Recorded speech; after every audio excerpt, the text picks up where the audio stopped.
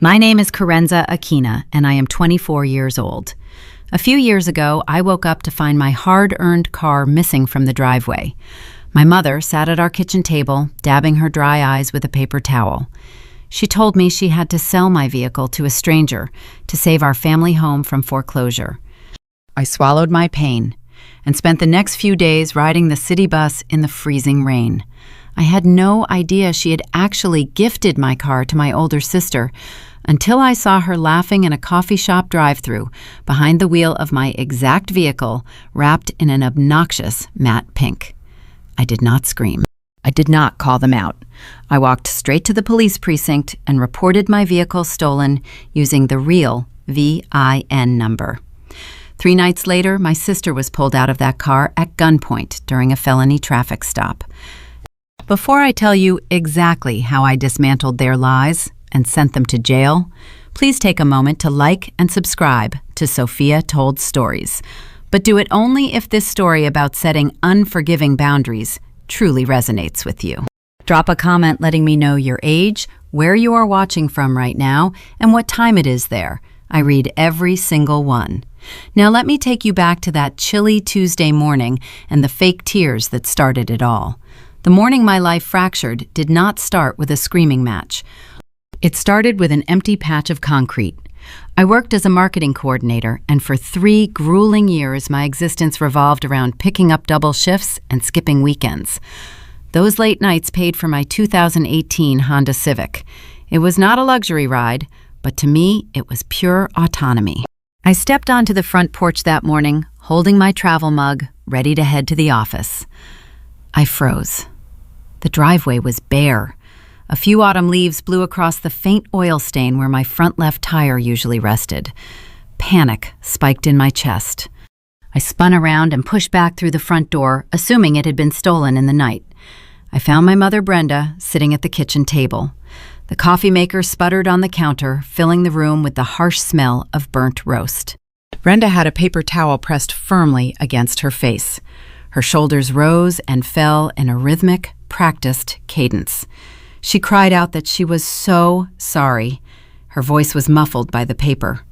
I stopped in the doorway, my pulse hammered against my ribs. I asked her what happened and where my car went. Brenda slowly lowered the paper towel. Her eyes were red-rimmed, perhaps from rubbing them raw, but her cheeks were bone dry. Not a single tear had smeared her foundation. She whispered that we had no money for groceries. She fixed her gaze on a spot on the linoleum floor and told me the bank called yesterday. She claimed they were threatening foreclosure and were going to take the house.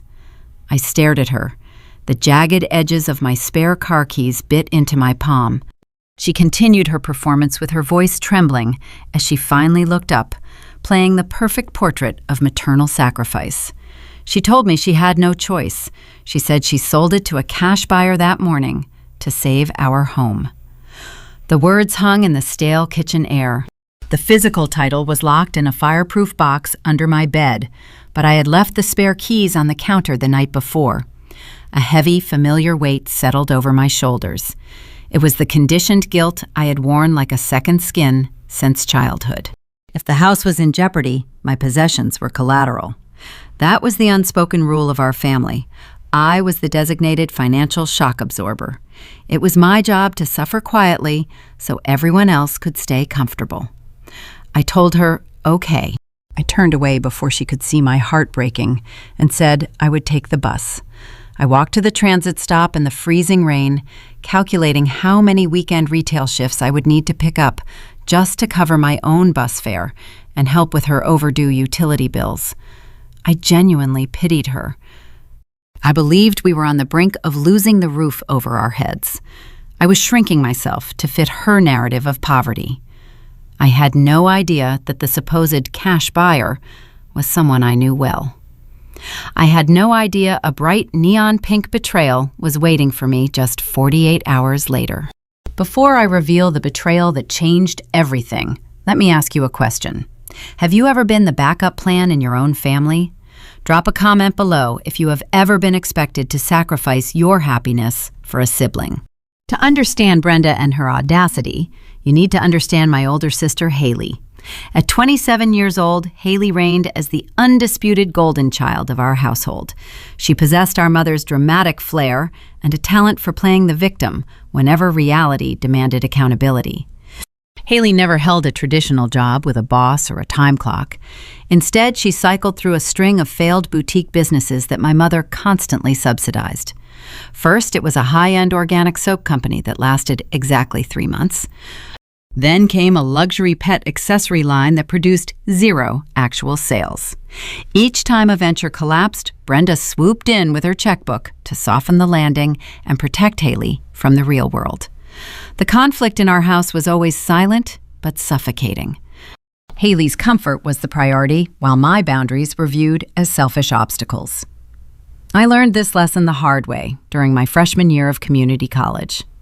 I sat at the kitchen table one evening staring at a biology syllabus I could not afford. The required textbooks totaled $400. I had saved $200 from my part-time retail job, and I nervously asked Brenda if she could loan me the rest. I promised to pay her back with my next paycheck. Brenda looked at me as if I had requested a kidney. She sighed heavily and opened her budget ledger. She explained that money was extremely tight and that family required sacrifice. She handed me a crisp $50 bill and told me to figure the rest out because I was the strong one. The very next afternoon, I walked up the driveway and saw a moving truck parked out front. Brenda was hugging Haley and handing her a thick manila envelope. It contained a cash down payment for a luxury high-rise apartment downtown. Haley had complained that living at home stifled her creative energy, and Brenda happily funded her escape. I stood there, holding my $50 bill, feeling the sting of inequality burn my throat. I ended up taking night classes and working full-time to buy those textbooks. While I rode the bus in the rain, Haley decorated her new living room with custom furniture. That dynamic became the blueprint of my existence. I was the reliable workhorse. Haley was the fragile investment. Fast forward to the week my vehicle vanished. I found myself right back on public transit, gripping a cold metal pole as the city bus lurched through downtown traffic. Rain lashed against the foggy windows, my boots were soaked, and the scent of damp wool filled the crowded aisle. Despite the miserable conditions, I felt no anger toward my mother. I actually felt a deep, aching pity. As the bus jolted over a pothole, I pulled out my phone and checked my banking app. My savings account held just over $1,000. It was my emergency fund, but I mentally prepared to drain it. I calculated the cost of utility bills and property taxes. I scrolled through job boards during the 30-minute ride, searching for weekend shifts at local grocery stores or retail chains. I was willing to sacrifice my only 2 days off to keep a roof over our heads. I believed the foreclosure lie with every fiber of my being. When I arrived home that evening, the performance continued. Brenda stood by the stove stirring a cheap pot of plain pasta. She wore a ratty old sweater she kept specifically for moments when she wanted to project destitution. The kitchen lights were dimmed. She told me she wanted to save electricity. I set my damp bag on a chair and approached her. I wrapped my arms around her shoulders and told her we would survive this. I offered to hand over my savings to help cover the mortgage. Brenda stiffened slightly under my embrace. She kept her eyes focused on the boiling water. She told me to keep my little emergency fund for now, but she accepted my offer to pay for all the household groceries moving forward. She played the part of the tragic martyr flawlessly. She sighed and mentioned how hard it was to watch my car get towed away by the supposed stranger who bought it. She claimed the man paid in worn $100 bills and drove off before she could even say a proper goodbye to my hard-earned property. The sheer level of manipulation occurring in that kitchen was staggering. Brenda was actively eating dinner funded by my paycheck while fully aware of the crime she had committed just hours prior. I tiptoed around the house, trying not to make any noise so I would not add to her stress. I skipped lunch the next day to save $10.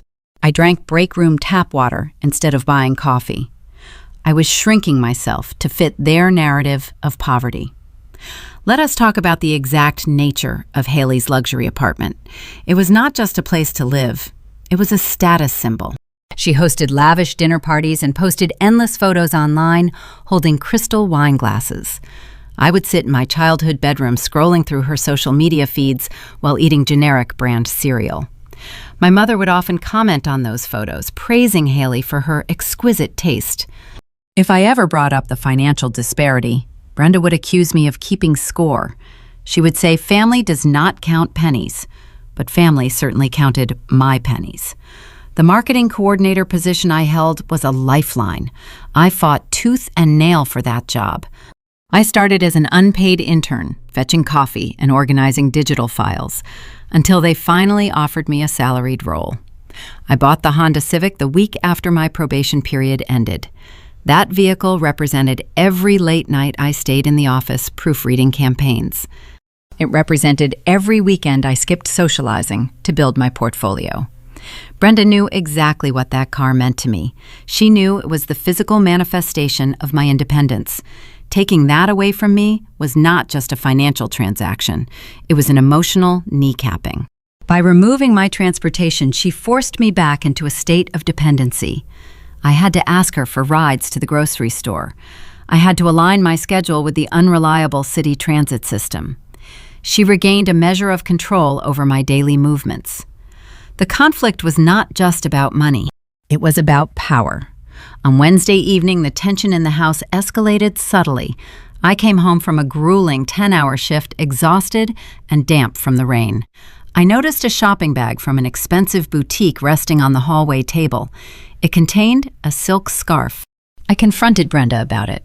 I asked her how we could afford designer accessories when we were facing imminent foreclosure. Brenda did not even flinch.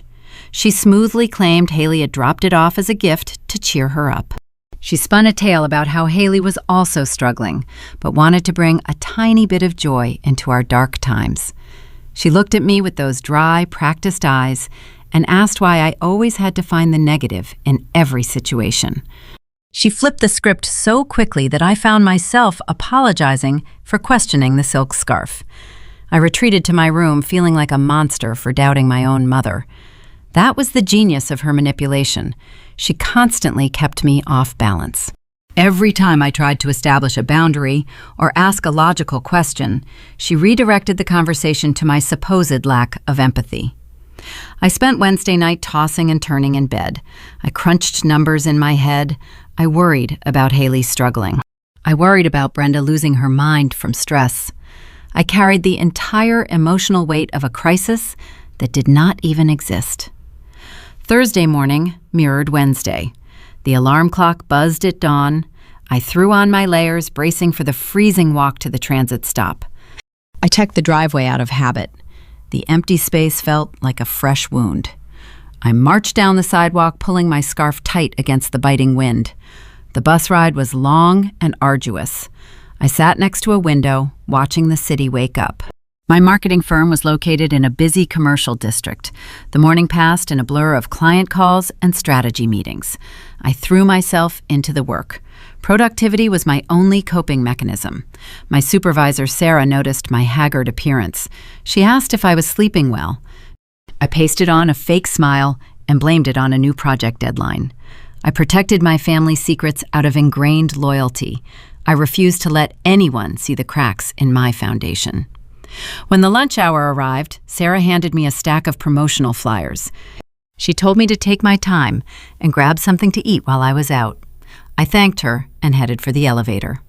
The partnering coffee shop was a popular local chain known for its artisan roasts and terrible parking lot layout. The drive-thru line routinely spilled out onto the main street, causing frustrating traffic bottlenecks. I walked down the bustling pavement, clutching the flyers to my chest. The weather had shifted. The rain stopped and sharp winter sunlight bounced off the glass storefronts.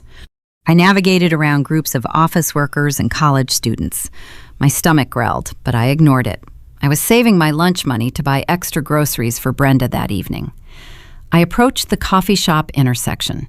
The roar of city traffic faded into the background as a specific sound caught my attention. It was the distinct rattling hum of a loose heat shield. My Honda Civic had developed that exact rattle 6 months prior. I had meant to get it fixed, but never found the time. I turned my head toward the drive-thru lane. My heart stopped beating for a fraction of a second. The sequence of events leading up to this moment had been built on a foundation of guilt and pity. I was the reliable workhorse dragging the plow, while my family rode in the wagon. I was entirely consumed by the narrative of our shared poverty. I was entirely unaware that the narrative was about to be ripped apart. The suffocating silent conflict of our household was about to drag itself into the unforgiving light of day. I had no idea that my pity would evaporate in an instant, leaving nothing behind but a cold, calculating fury. A neon-bright revelation was idling just a few feet away, waiting to change the trajectory of my life forever. The wind whipped down the concrete canyon of the commercial district, biting through the thin fabric of my wool coat. I clutched the stack of promotional flyers against my chest, using them as a makeshift shield against the cold. My stomach groaned, reminding me that I had skipped breakfast and was currently planning to skip lunch. Every dollar mattered now. I was operating under the heavy delusion that my family was facing imminent financial ruin. I navigated the busy sidewalk, keeping my head down, dodging hurried office workers and college students clutching steaming cups of coffee. The path back to my marketing firm took me past a popular local cafe. The building featured a notorious drive-thru lane that frequently spilled out onto the main street, causing a bottleneck of idling vehicles. The air smelled of vehicle exhaust mixing with the rich aroma of roasted espresso beans. I paused at the crosswalk, waiting for the pedestrian signal to change. That is when the sound caught my attention. It was a distinct, metallic, rattling hum. Vehicles have unique acoustic signatures. If you spend 3 years driving the same machine, you memorize every quirk in its engine, every vibration in the steering column, and every flaw in the exhaust system. My Honda Civic had developed a loose heat shield 6 months prior. It produced a very specific resonant rattle whenever the engine idled. I had meant to take it to a mechanic, but working double shifts left me with zero free time. I turned my head toward the source of the noise. A car sat third in line waiting for the pickup window. Its exterior was visually jarring. The vehicle was wrapped entirely in an obnoxious matte pink vinyl film. It looked like a neon highlighter against the drab gray background of the city street. The color was so bright, it bordered on offensive. Despite the blinding cosmetic alteration, the silhouette of the chassis was undeniable. The sloping roofline, the shape of the taillights, the angle of the rear bumper. It was a 2018 Honda Civic. My feet remained glued to the pavement. The pedestrian signal shifted from a red hand to a white walking figure, but I did not step off the curb. I watched the pink sedan inch forward. The tinted window on the driver's side glided downward. A manicured hand featuring long acrylic nails reached out. A barista handed over a massive plastic cup filled with iced coffee topped with a mountain of whipped cream. Then a voice drifted over the rumble of city traffic. It was a loud, theatrical laugh, followed by a cheerful greeting. I knew that laugh. I had heard it echo down the hallways of my childhood home for 2 decades. The driver leaned forward to grab a napkin from the barista, giving me a clear, unobstructed view of her face. It was my sister Haley. She had her smartphone pressed tight between her shoulder and her ear. She wore a pristine white designer puffer jacket, looking perfectly warm, perfectly content, and perfectly entitled. The air vanished from my lungs. A sharp ringing noise echoed in my ears, drowning out the honking horns of the street. I needed indisputable proof. I stepped off the curb, ignoring the crosswalk, and moved a few yards closer to the drive-thru lane. My eyes darted away from Haley and locked onto the tires. A custom vinyl wrap covers the doors, the hood, and the trunk, but it cannot disguise the wheels. The rims remained factory standard. I stared at the front right alloy wheel. There it was, a jagged, deep scrape gouged harshly into the silver metal. That damage was my personal signature. I earned that scar during my sophomore year of college. I had been driving home at 2 in the morning, exhausted after finishing a grueling shift at a local diner. A stray raccoon had darted across the slick asphalt. I swerved to avoid hitting the animal and ground my front right wheel into a high concrete curb. I cried for an hour that night over the cosmetic damage because I loved that car so much. The wrap could not hide the metal scar. It was my car. A colossal boulder of realization slammed into my chest. The impact shattered the entire reality I had lived in for the past 48 hours. The pieces of the puzzle aligned, forming a sickening portrait of betrayal. The memory of Brenda crying into a paper towel flashed in my mind. The supposed cash buyer, the imminent bank foreclosure, the tragic sacrifice to save our childhood home. It was all a theatrical production. A carefully scripted lie designed to strip me of my independence without facing any resistance. I remembered a tense conversation that took place in our kitchen 3 weeks prior. Haley had thrown a spectacular tantrum because her luxury crossover vehicle vanished from her apartment parking garage. It was not stolen. The leasing company had repossessed it because she missed 4 consecutive payments. Brenda had paced the kitchen floor, wringing her hands, worrying sick about how Haley would travel to her boutique networking events. Haley refused to take public transit, claiming it would damage her personal brand. The solution to Haley's transportation crisis was currently idling in front of me, sipping a $5 iced latte. Brenda did not sell my vehicle to an anonymous stranger to buy groceries. She orchestrated a calculated theft. She stole her youngest daughter's hard-earned survival tool to replace her golden child's repossessed luxury ride. The hypocrisy deepened the wound. A custom matte pink vinyl wrap is not cheap. Professional installation costs upwards of $3,000. Brenda claimed we did not have enough money in the bank to buy a loaf of bread, yet somehow she managed to finance a premium cosmetic upgrade for a stolen car just to satisfy Haley's fragile ego. A hot, blinding surge of rage flooded my veins. The primitive part of my brain took over. My muscles coiled tight. My instincts screamed at me to sprint across the pavement. I wanted to march right up to that drive-thru window, grab the door handle, and yank it open. I wanted to drag my sister out of the driver's seat by the collar of her expensive white puffer jacket. I wanted to scream until my vocal cords shredded.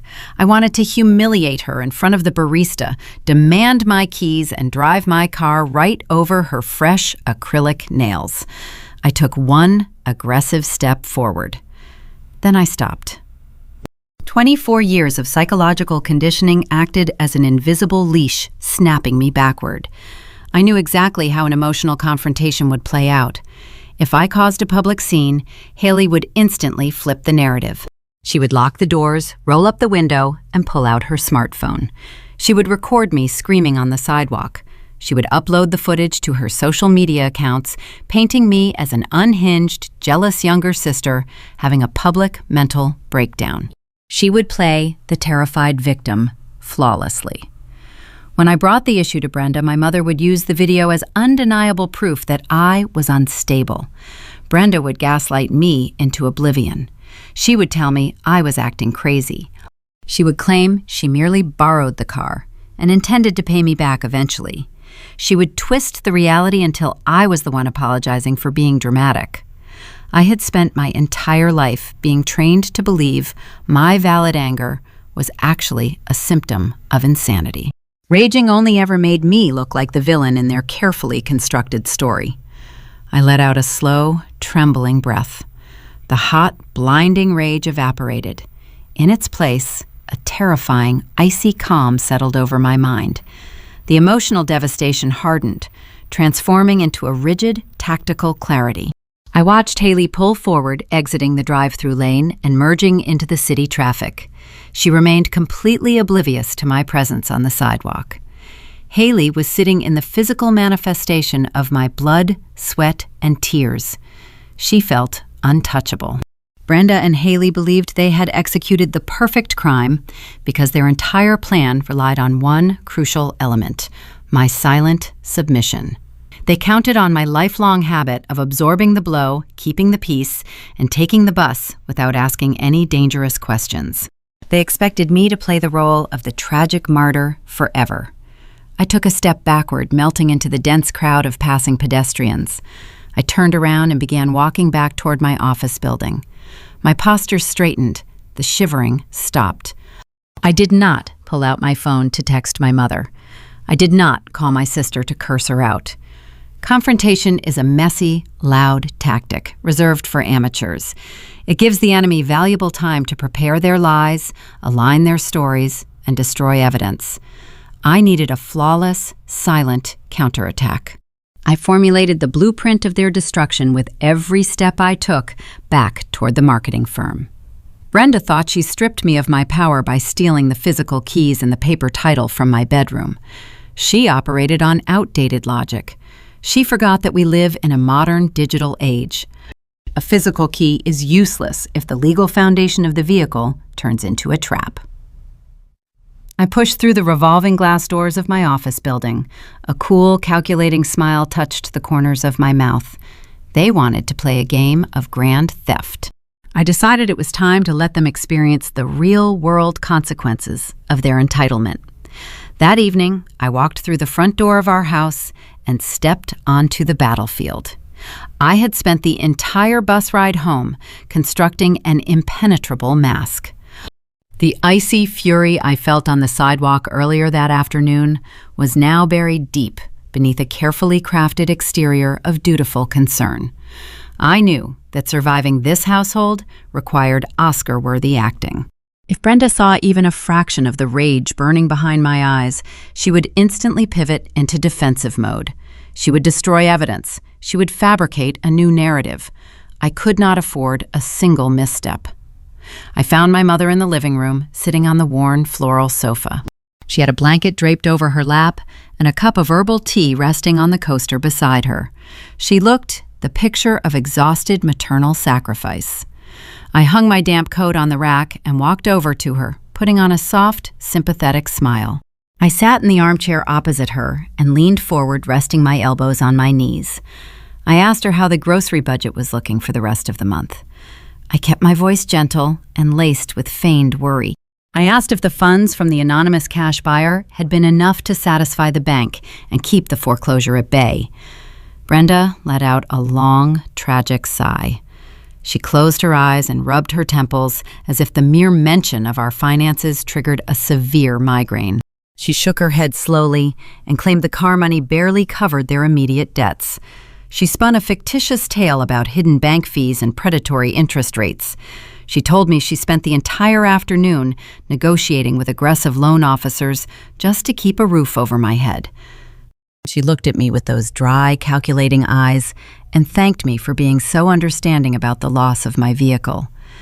I nodded slowly, absorbing the sheer scale of her perjury. She was sitting in a warm house drinking tea while actively hiding the fact that she had gifted my primary mode of transportation to her favorite child. The audacity was breathtaking. I patted her knee, told her to get some rest, and excused myself to my bedroom. I closed my bedroom door and turned the lock until it clicked into place. The moment the metal deadbolt slid home, the sympathetic daughter persona vanished. I dropped to my knees and pulled a heavy storage bin out from under my bed. Behind it, hidden against the baseboard, was a small, fireproof lockbox. I bought that box 3 years ago, specifically to protect my sensitive documents. Growing up in a house where personal boundaries were viewed as an insult, I learned early on that privacy was a luxury you had to fiercely guard. Brenda had a long history of snooping through my belongings. When I was 16, I saved $400 from babysitting gigs to buy a laptop for school. Brenda found the envelope in my sock drawer and used the cash to pay for Haley's senior prom dress. She claimed it was an emergency and promised to pay me back. I never saw a dime of it. I inserted the small brass key into the lockbox and twisted. The lid popped open. Inside, I kept my passport, my birth certificate, my social security card, and a thick manila folder containing my vehicle documents. I pulled the folder out and flipped it open. My heart pounded a steady, heavy rhythm against my ribs. I sifted through the maintenance receipts and the original dealership brochures. The heavy stock paper bearing the official state seal was missing. The physical title to my 2018 Honda Civic was gone. I stared at the empty space in the folder. A new dark layer of conflict materialized in the quiet room. Brenda had not just acted impulsively. This was not a spur-of-the-moment decision driven by a sudden perceived crisis. This was premeditated, calculated theft. She had waited for me to leave for my marketing firm, entered my locked bedroom, found the hidden key to my safe, and stolen a government-issued ownership document. In that moment, the last remaining thread of familial obligation snapped. Brenda ceased to be my mother. She became a criminal suspect. She assumed stealing the paper title gave her unchecked authority over the vehicle. She assumed I was a naive 24-year-old who would simply accept the loss and ride the bus in the rain forever. She severely underestimated my paranoia. I stood up, walked over to my desk, and opened my laptop. I logged into a secure, encrypted cloud storage account. When you spend your entire childhood watching your resources get diverted to a golden child, you develop a habit of backing everything up. I navigated to a folder labeled Personal Assets. There, glowing on the bright screen, were flawless, high-resolution digital scans of my entire life. I opened the PDF file containing my original vehicle title. My unblemished signature sat at the bottom corner. I pulled up my official bill of sale from the dealership. I opened my current active insurance policy. Most importantly, I highlighted the 17-character vehicle identification number. The VIN is the genetic code of a car.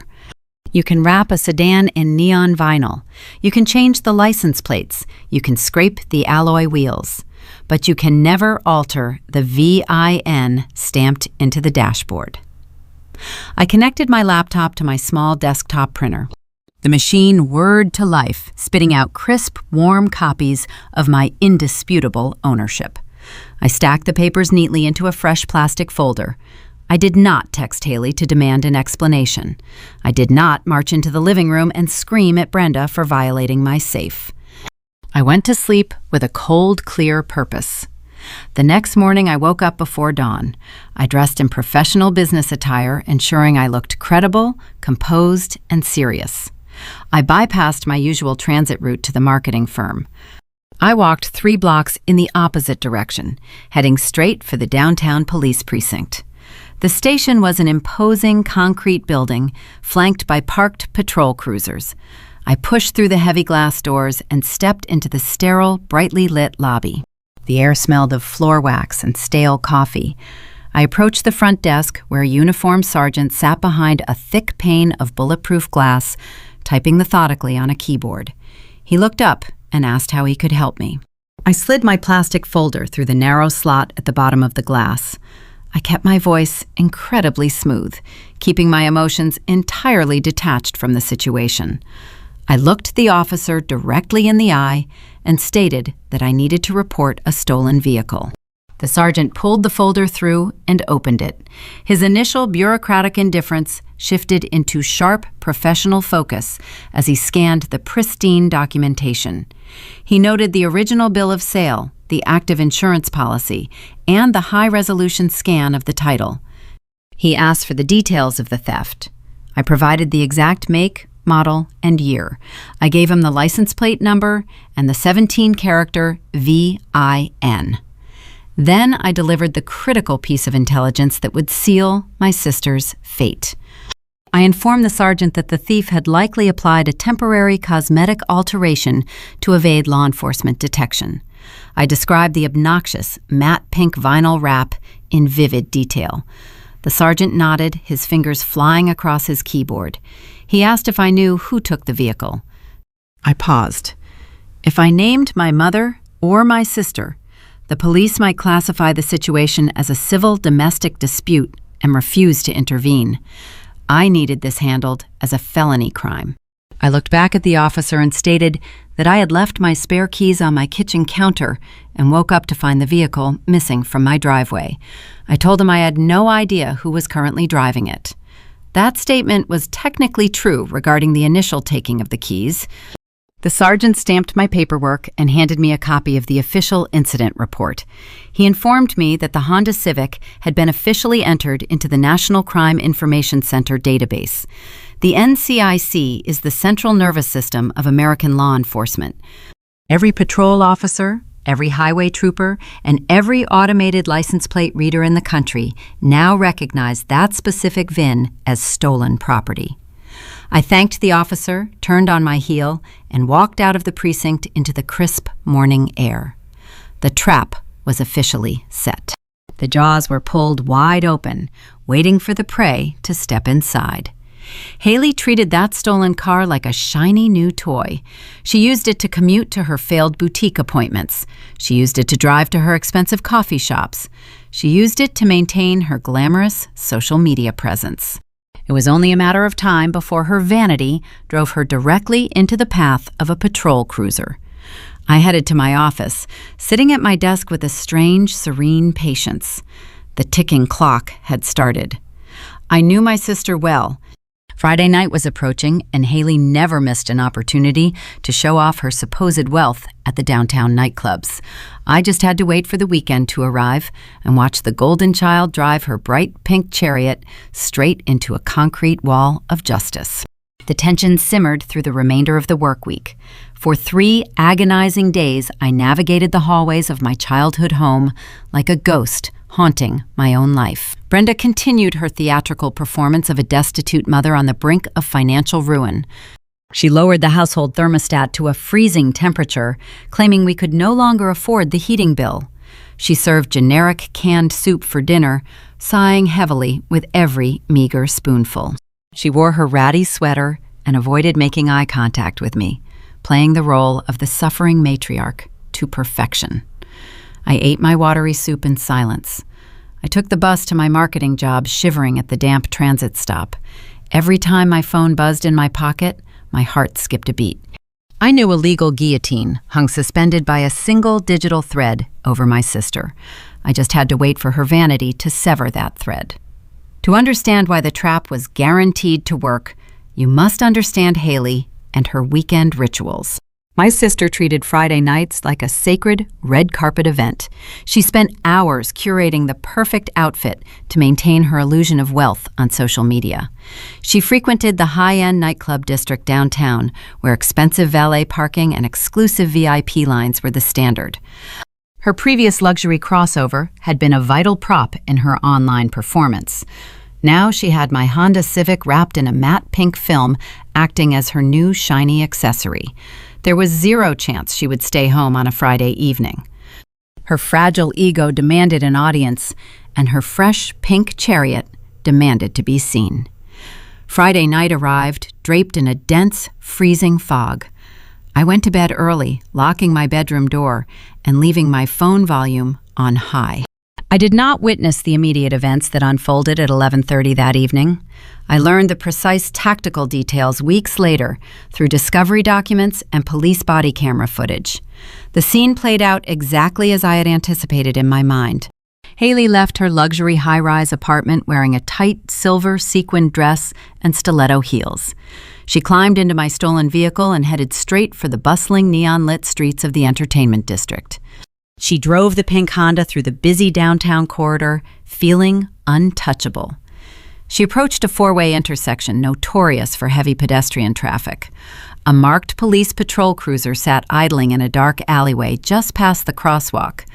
The cruiser featured an automatic license plate reader mounted on its roof. The ALPR is a highly sophisticated piece of law enforcement technology. It relies on infrared cameras that constantly scan passing vehicles and run their alphanumeric tags against the National Crime Database in milliseconds. Haley did not come to a full halt at the stop sign. She was likely distracted by her phone or the club music blasting through my speakers. She performed a careless rolling stop, drifting right through the intersection. The patrol car roof cameras caught the rear license plate. Inside the cruiser, the onboard computer emitted a sharp, high-pitched alarm. The screen flashed a bright red warning, indicating a confirmed stolen vehicle. When police officers receive a direct hit on a stolen car, they do not initiate a casual traffic stop. A stolen vehicle alert triggers a high-risk felony protocol. The patrol officers radioed the dispatcher for immediate backup. Two additional cruisers materialized from the adjacent blocks, forming a tactical perimeter. They followed Haley for 3 blocks before activating their light bars. A blinding wall of flashing red and blue strobe lights illuminated the fog behind the pink Honda. Haley pulled over to the curb. Body camera audio would later reveal she was deeply annoyed by the inconvenience. She likely assumed she was getting a routine traffic ticket for her rolling stop. She expected to flash a smile, bat her eyelashes, and receive a polite warning from a charmed officer.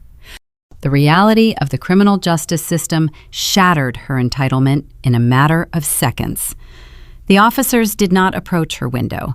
They parked their cruisers at an angled distance, using the heavy engine blocks of their squad cars as ballistic cover. They unholstered their service weapons, aiming them directly at the driver's seat. A harsh mechanical voice boomed over the public address system, piercing the cold night air. The lead officer commanded the driver to turn off the engine and toss the keys out the window. Haley froze. She peered into the rearview mirror, squinting against the blinding spotlights focused on her face. The officer repeated the command, louder and sharper, warning her to keep her hands visible at all times. She rolled down the window and threw the keys onto the wet asphalt. The metal ring clattered loudly in the street. The PA system instructed her to open the door from the outside and step backward out of the vehicle. She stumbled onto the damp pavement, shivering in her sequined club dress. The officers ordered her to turn around, walk backward toward the sound of their voices, and drop to her knees. Panic finally broke through her arrogance. She realized the dark silhouettes behind the spotlights had their weapons pointed directly at her chest. She sank to the cold, wet street, sobbing hysterically. She screamed that she had done nothing wrong. She wailed that the car belonged to her. 2 officers advanced with their weapons lowered, while a third secured her arms. They grabbed her wrists, pulling them behind her back. The sharp, ratcheting sound of steel handcuffs echoed over the noise of the idling cruisers. Haley thrashed her shoulders, crying out that her mother gave her the vehicle as a gift.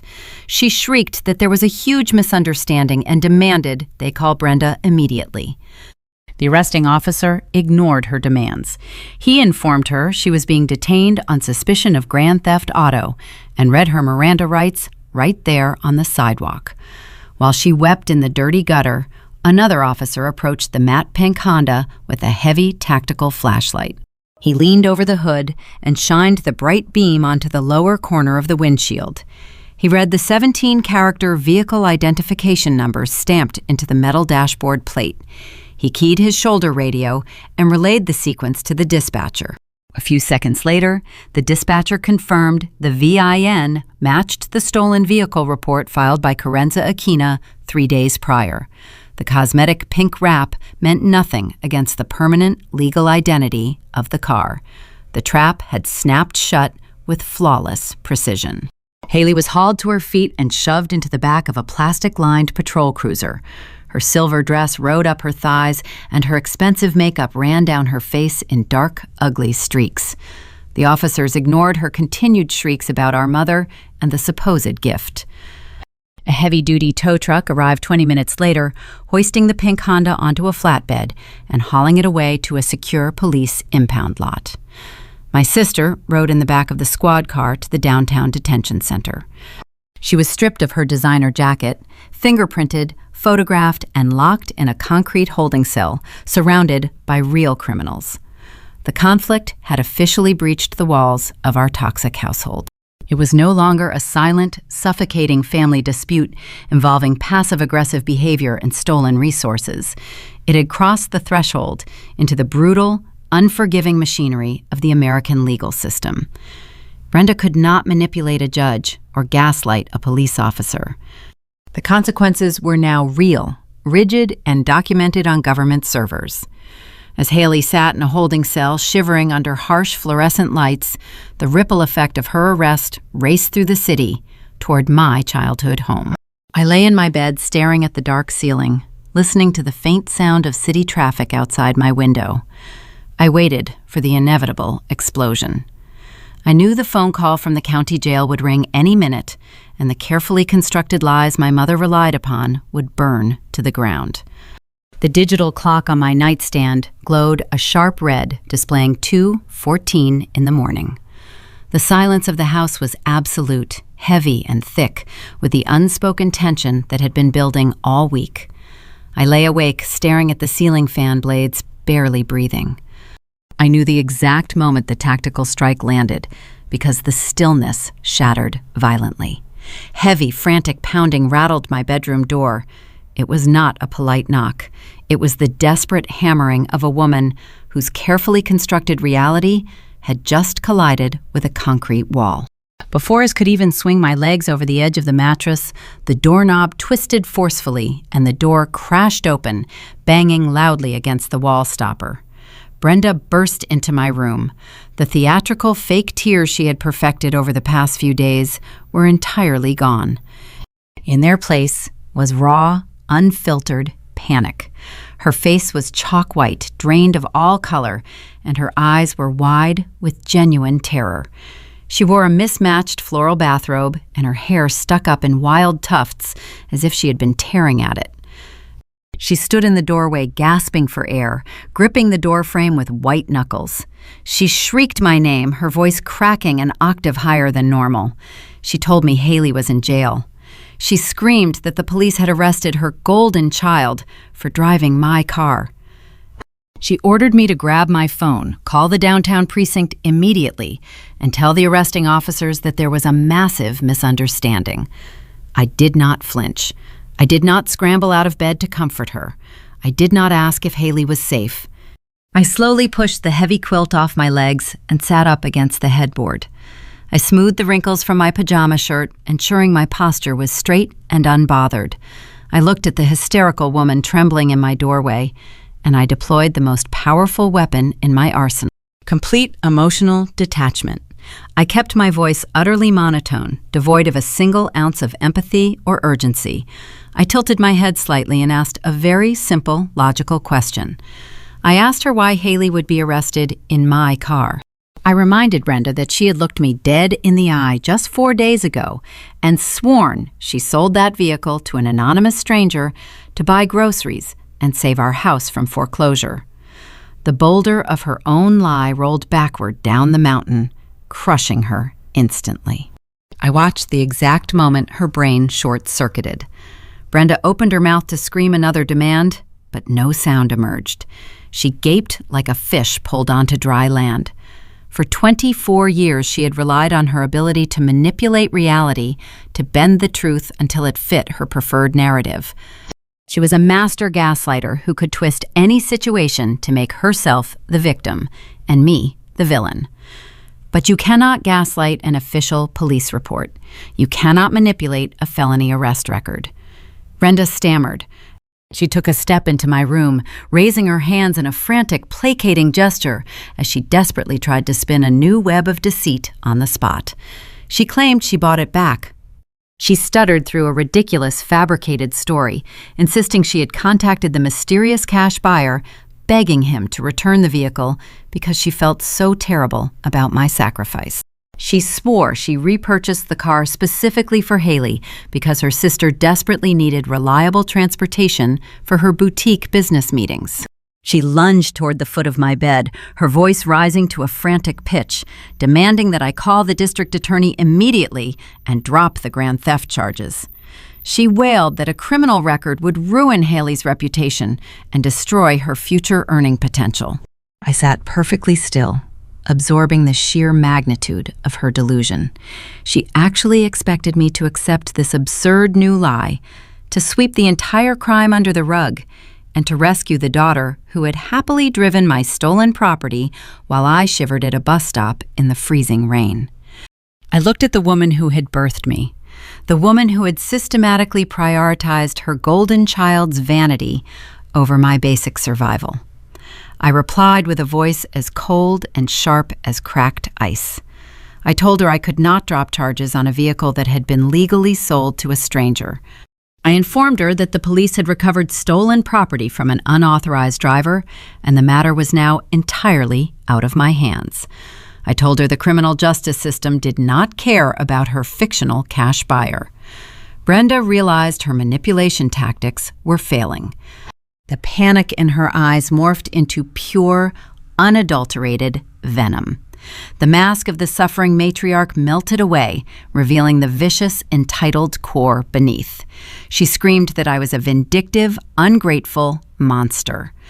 She pointed a trembling finger at my face, accusing me of intentionally tearing the family apart just to punish my sister out of petty jealousy. She shrieked that blood was supposed to mean something and that I was dead to her if I let Haley rot in a concrete holding cell. The irony was suffocating. She was lecturing me about family loyalty while standing in the room where she had premeditated the theft of my independence. I did not raise my voice to argue. I did not defend my actions or explain my reasoning. Explanations are gifts given to people who respect logic, and Brenda had proven she only respected power. I simply reached over to my nightstand and turned off the small reading lamp, plunging the bedroom into darkness. I lay back down, pulled the heavy quilt up to my chin, turned my back toward the doorway and closed my eyes. I told her to close the door on her way out. I listened to her stand there in the dark, breathing heavily, vibrating with impotent rage.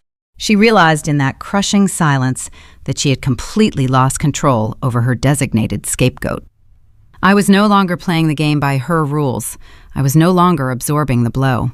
Brenda finally turned and stormed out of my room, slamming the door so hard the framed pictures on my wall rattled against the drywall. I heard her rushing down the hallway, frantically dialing her cell phone, likely calling the county jail or desperately searching for a 24-hour bail bondsman. I let her drown in the immediate consequences of her own actions. However, the tactical victory of that night was merely a skirmish in a much larger war. I knew Brenda would not simply accept defeat. When toxic individuals realize they cannot control you, they immediately attempt to control how others perceive you. I expected a smear campaign. I expected her to weaponize the extended family against me, painting me as a traitor who had sent an innocent girl to jail over a simple misunderstanding. What I did not expect was the terrifying phone call I received early the next morning from a gruff county detective.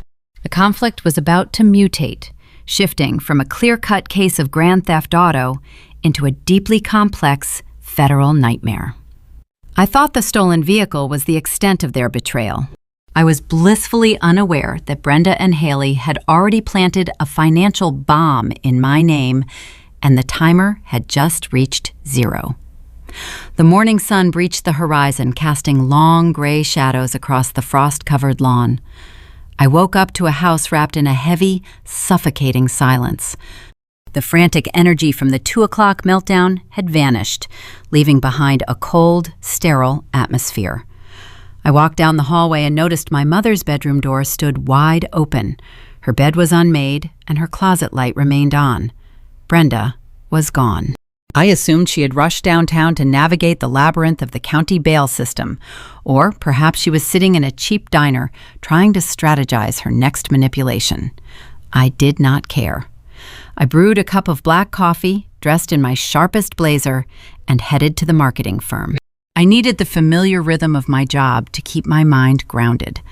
I sat at my desk, sorting through a stack of promotional campaigns, trying to focus on typography and color palettes. My office phone remained silent, but my personal cell phone buzzed against the polished wood of my desk right around 10 in the morning. The caller ID displayed an unknown local number. I took a slow, steady breath and answered. The voice on the other end belonged to a man who introduced himself as Detective Miller from the Auto Theft Division. His tone carried the weary, skeptical cadence of a law enforcement officer who had spent decades untangling messy domestic disputes. He informed me that my sister was currently sitting in an interview room, refusing to speak without a public defender present. However, before invoking her right to remain silent, Haley had offered a very specific defense. Detective Miller paused, and the static on the line seemed to amplify. He stated that Haley claimed the Honda Civic was a gift. He explained that she was adamant the vehicle had been legally transferred to her ownership earlier that week. I felt a sudden drop in my stomach. The air in my office turned frigid. I told the detective that a person cannot simply claim a car as a gift without the proper government documentation.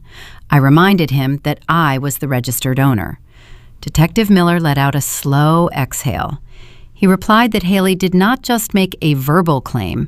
She had produced a physical piece of evidence. When she was processed at the detention center, the booking officers found a folded document inside her designer purse. It was the original state-issued title to my 2018 Honda Civic. The detective explained that the seller liability line at the bottom of the page contained my signature, legally releasing the vehicle into my sister's possession. My blood turned to ice, and then instantly boiled into a fierce, scorching anger. The audacity of their plan finally revealed itself in full scope. Brenda had not just stolen the piece of paper from my fireproof lockbox to hold it hostage. She had weaponized it. She fabricated a legal transfer to create a shield for her golden child. I gripped my phone tightly. I kept my voice incredibly steady, refusing to let the detective hear any panic. I told him clearly and firmly that I never signed that document. I informed him that I possessed time-stamped digital scans of the blank title, proving it was unsigned before the vehicle went missing. Detective Miller requested that I come down to the precinct immediately to view the physical evidence. I grabbed my coat and left the office. The drive to the downtown police station passed in a blur of gray buildings and wet pavement. I walked through the heavy glass doors and approached the front desk. A uniformed officer escorted me through a maze of sterile corridors until we reached a small, windowless interview room. The walls were painted a dull, institutional beige, and a single fluorescent bulb hummed overhead. Detective Miller sat waiting at a scratched metal table. He was a tall man with tired eyes and a thick gray mustache. A manila folder rested in front of him. He offered me a chair and thanked me for coming in so quickly. He explained the severe legal implications of a signed title. If the signature was genuine, the auto theft charges against my sister would evaporate. The entire situation would be downgraded to a civil family dispute, and Haley would walk out of the jail a free woman. He opened the manila folder and slid a clear plastic evidence bag across the metal table. Inside the bag rested the stolen paper title. I leaned forward and studied the document. My eyes bypassed the vehicle specifications and darted straight to the bottom right corner. There, resting on the seller's signature line, was a name, written in sloppy blue ink. I stared at the cursive loops and the sharp slants of the letters. A strange, tight sensation gripped my chest.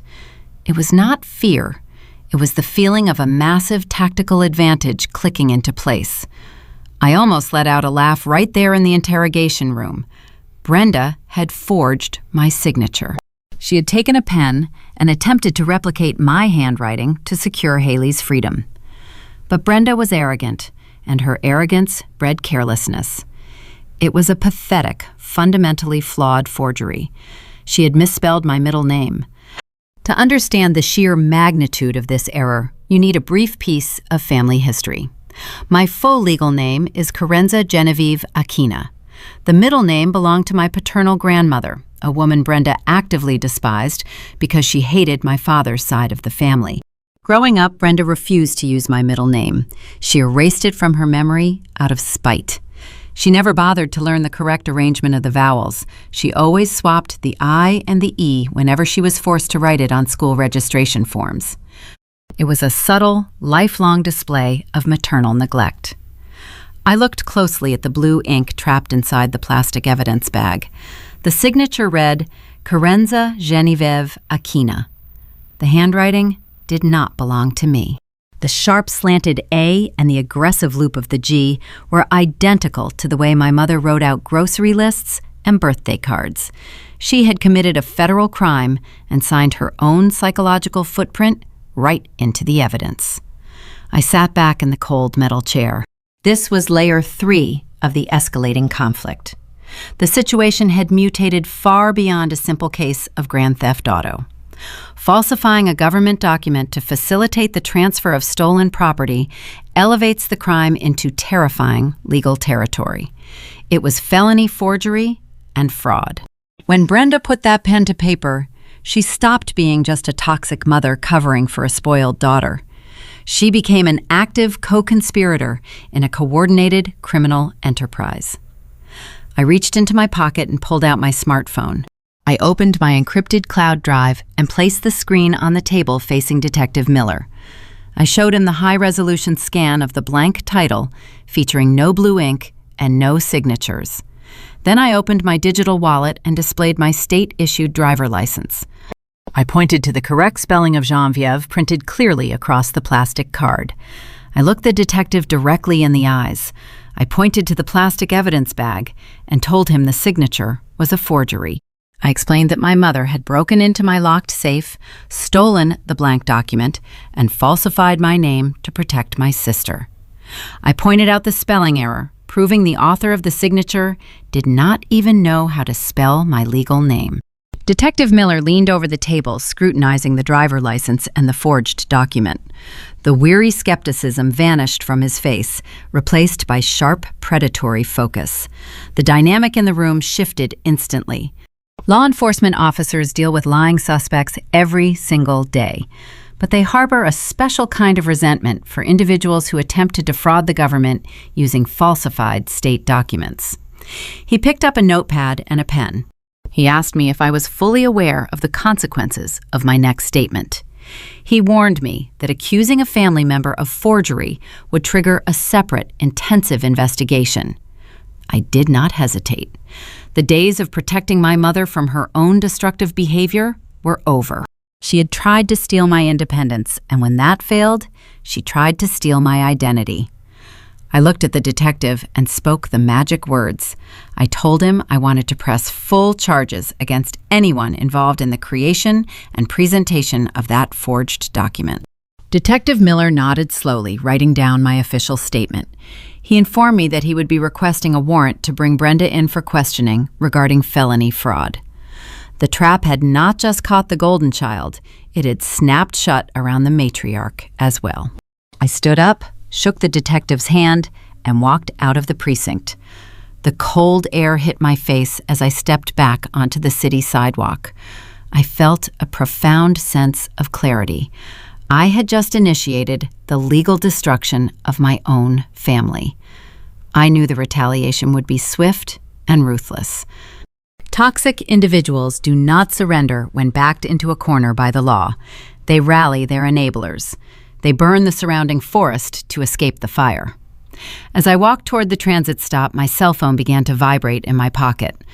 It buzzed once, then twice, then erupted into a continuous, relentless vibration. I pulled the device from my coat. The screen was flooded with incoming text messages from aunts, uncles, and cousins I had not spoken to in years. The smear campaign had officially launched, and the social pressure was about to reach a crushing critical mass. If you are enjoying watching this toxic dynamic unravel, make sure to hit that like button and subscribe. Now, let us talk about the retaliation.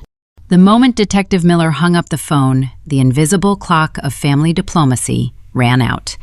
I knew Brenda would not sit quietly while a felony forgery investigation closed in around her. She was a woman who thrived on controlling the narrative, and when she lost control of the facts, she simply changed the audience. By the time I walked out of my office building that evening, my smartphone was vibrating continuously in my pocket. The digital assault had begun. I unlocked my screen and found a barrage of incoming text messages. They were not from random numbers. They were from aunts, uncles, and second cousins I had not spoken to in nearly half a decade. Brenda had activated the extended family network. She played the role of the weeping, desperate matriarch, calling every relative in her contact list to spread a highly sanitized, fictional version of events. The messages flooded in, carrying a unified, terrifying theme. My Aunt Patricia, a woman who had not bothered to attend my high school graduation, texted me saying she was deeply disappointed in my vindictive behavior. She wrote that Haley was my sister and that I should not ruin her entire life over a piece of metal. My cousin Greg, a man who regularly borrowed money from Brenda and never paid it back, chimed in next. He sent a long paragraph lecturing me about grace and forgiveness. He claimed that family always forgives and that pressing charges against my own blood was a disgusting display of selfishness. Then came a message from my Uncle Robert. He took a more aggressive approach, threatening to disown me if I did not call the district attorney immediately and fix this terrible misunderstanding. He accused me of throwing a tantrum because I was jealous of Haley's success. The smear campaign was a heavy, crushing boulder of social pressure. Brenda knew exactly what she was doing. She understood that isolating a victim is the most effective way to force compliance. By turning the entire extended family against me, she hoped to break my resolve.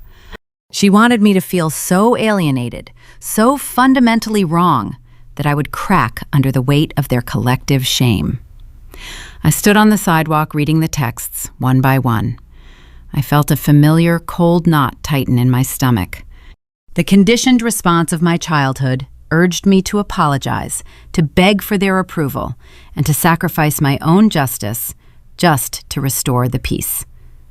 But the icy tactical clarity I found outside the coffee shop remained intact. I did not reply to a single message. I simply took screenshots of every text, building a digital archive of their coordinated harassment. Returning to the house that evening felt like crossing enemy lines. The atmosphere had shifted from tense silence to openly hostile territory. Haley had been released on bail that afternoon, courtesy of a shady bondsman Brenda likely manipulated. The golden child was back in her natural habitat, and the dynamic duo was ready to make my existence unbearable. I unlocked the front door and stepped into the hallway. The smell of a lavish, home-cooked dinner drifted from the kitchen. It was roasted chicken and garlic potatoes, a stark contrast to the generic canned soup Brenda had served, while pretending we were destitute. I walked past the dining room archway. Brenda and Haley sat at the table laughing loudly. They stopped the moment I entered their line of sight. They did not shout or confront me directly. Instead, they engaged in the most insidious form of psychological warfare. They talked about me as if I were a ghost. Haley cut a piece of chicken and remarked to Brenda that it was a shame some people were so deeply unhappy with their own lives that they felt the need to destroy others. Brenda nodded solemnly, taking a sip of wine. She replied loudly that it was a tragedy when a child grows up without an ounce of empathy or family loyalty. I kept my face perfectly neutral. I did not engage. I walked straight to my bedroom and locked the door behind me. The pebble of this conflict, the small, agonizing detail that defined those few days, was eating cheap microwave dinners alone, sitting on my mattress. I would heat up a frozen meal in the middle of the night, long after they had gone to sleep, just to avoid crossing paths with them in the kitchen. During the evenings, I sat in my locked room listening to their muffled voices drifting through the floorboards. They made sure their conversations were just loud enough for me to hear. Haley would loudly complain about the trauma of her arrest, mocking the officers and claiming the entire ordeal was a pathetic joke. Brenda would loudly reassure her that the charges would be dropped because I was too weak to follow through. They truly believed that if they made my daily life miserable enough, if they flooded my phone with hateful messages and filled my home with mocking laughter, I would eventually break. They thought familial shame was a stronger force than the law. I realized very quickly that I could not fight a protracted legal battle while sleeping under their roof. The constant psychological siege was draining my energy, and I needed every ounce of focus to assist Detective Miller and the upcoming prosecution. I needed to establish a secure perimeter. I needed to move out immediately. I spent my lunch breaks at the marketing firm scrolling through apartment listings. I was a prime candidate for a lease. I had a steady salaried job, a spotless rental history from my college days, and zero outstanding debt. I found a small, modest one-bedroom unit in a quiet neighborhood across town. It was perfect. I filled out the online application, paid the background check fee, and waited for the inevitable approval. 24 hours later, my phone rang. It was the leasing agent from the apartment complex. I answered, expecting to hear congratulations and instructions for picking up my new keys. Instead, the agent sounded deeply uncomfortable. She cleared her throat and informed me that my application had been denied. I frowned, confused. I asked her if there was an error with my employment verification. I assured her my income was well above their required threshold. The leasing agent sighed. She explained that my income was not the issue. The problem was my credit report. She told me my current credit score was sitting at a disastrous 510. She then delivered the sentence that would shatter the ground beneath my feet. She informed me that I had over $18,000 in defaulted credit card debt spread across 4 different accounts, and 2 of those accounts had recently been sent to an aggressive collections agency. I almost dropped my phone. The air left my lungs in a sharp rush. I told the agent there had to be a mistake. I owned exactly 1 credit card with a $500 limit that I paid off in full every single month. I did not have $18,000 in debt. The agent suggested I pull a full credit report immediately and contact the major bureaus to dispute the fraudulent charges. She apologized again and ended the call. I sat at my desk, my hands shaking slightly. I opened a new browser tab and navigated to a secure credit monitoring site. I entered my social security number, my date of birth, and my current address. The screen loaded, displaying my financial profile. A new, horrifying layer of conflict revealed itself in stark, digital, black and white. There were 4 premium credit cards listed under my name. Every single one was maxed out to its absolute limit. I clicked on the detailed account histories tracing the origin of this financial catastrophe. The billing address for all 4 fraudulent accounts was identical. It was Brenda's house. While I was working double shifts, skipping lunches, and riding the bus to pay off the Honda Civic they eventually stole, Brenda had been actively destroying my financial future. She had used my social security number to open multiple lines of credit. I scanned the transaction logs, feeling a cold, nauseating dread. The charges were not for groceries or emergency utility bills. The cards had been used to fund Haley's failed boutique businesses. They paid for expensive salon appointments, luxury handbags, and plane tickets for a weekend getaway to Miami. Brenda had literally financed her golden child's glamorous lifestyle using my stolen identity. The theft of the car and the forged title were just the visible tip of a massive submerged iceberg. They had not just stolen my transportation. They had systematically consumed my financial resources, ensuring I could never escape their control. They viewed me as a resource to be harvested, a disposable asset they could drain dry. The betrayal was so absolute, so deeply pathological, that it transcended the initial anger I felt outside the coffee shop. It became something entirely different. It became a surgical necessity. I printed the 50-page credit report. I stacked the papers neatly, locking them in my bottom desk drawer. I realized a simple police report for grand theft auto would not be enough to dismantle this level of criminality. I needed a much bigger weapon. I was about to stumble into the most complicated legal fight of my life, and I knew exactly who I needed to hire. The harsh blue light of the monitor illuminated my office cubicle, casting long shadows across my desk. I stared at the screen, unable to blink. The 3 digits glowing near the top of the web page felt like a physical blow to the chest. 510. A credit score that essentially classified a young professional as a financial untouchable. A few hours prior, I had been envisioning a quiet sanctuary. I had applied for a modest, 1-bedroom apartment in a peaceful neighborhood, far away from my toxic childhood home.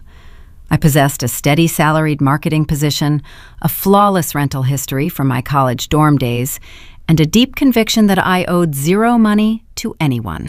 The leasing agent had called me with a tone of polite discomfort, delivering a harsh rejection that shattered my reality. She informed me that my background check revealed over $18,000 in defaulted obligations. I scrolled down the digital report, my hand trembling slightly against the computer mouse. A new, horrifying layer of conflict unspooled before my eyes. This was the fourth layer of my escalating nightmare. There were 4 separate premium credit card accounts listed under my legal identity. 2 were high-limit travel rewards cards, and 2 belonged to exclusive luxury department stores. Every single account was pushed to its maximum borrowing capacity. Several showed a history of late fees and missed payments stretching back months. 2 of them had recently been transferred to aggressive collection agencies. I clicked on the detailed billing profile for the oldest account. The registered mailing address for all correspondence was my mother's house. To comprehend how this level of identity fraud could persist undetected, you have to understand the layout of my childhood home and the rigid rules Brenda enforced. The house featured an old-fashioned locking mailbox mounted to the brick exterior. Brenda held the only key. She claimed it was a necessary security measure to prevent neighborhood theft. She treated the retrieval and distribution of the Daily Mail like a highly classified operation. She would sort the envelopes at the kitchen counter, handing me only what she deemed relevant. I never saw a single credit card statement. I never received a collection notice. She had been intercepting my financial mail for years, building a fortress of deceit right in our foyer. I navigated deeper into the transaction logs, pulling up the itemized purchases. The contrast between my daily reality and the lavish spending documented on these digital statements was sickening. While I was working grueling double shifts, eating cheap ramen noodles and wearing boots with worn-out soles, Brenda had been actively utilizing my Social Security number to finance a glamorous lifestyle for her favorite child. I traced a purchase from 2 years ago. It was a charge for a commercial-grade espresso machine totaling nearly $2,000. I remembered that exact month. Haley had decided she wanted to open a pop-up artisan cafe. The business venture lasted exactly 4 weeks before she abandoned it, claiming the hours were too demanding. I scrolled further down the list. There were transactions for imported luxury fabrics intended for Haley's doomed clothing boutique. There were receipts from high-end hair salons totaling hundreds of dollars for custom extensions. There were even charges for airline tickets and oceanfront hotel rooms in Miami. My mother had literally funded my older sister's vanity projects and tropical vacations using my stolen identity. The realization hit me with the force of a freight train. The theft of my Honda Civic was just the visible tip of a submerged and terrifying iceberg. Taking my vehicle was a crime of opportunity, driven by Haley's immediate need for transportation. But this $18,000 debt was a premeditated, sustained campaign of financial ruin. I leaned back in my ergonomic office chair, the ambient noise of my coworkers typing and chatting fading into a dull buzz. The betrayal transcended standard anger. It bypassed the hot, blinding rage I had experienced standing on the sidewalk outside the coffee shop.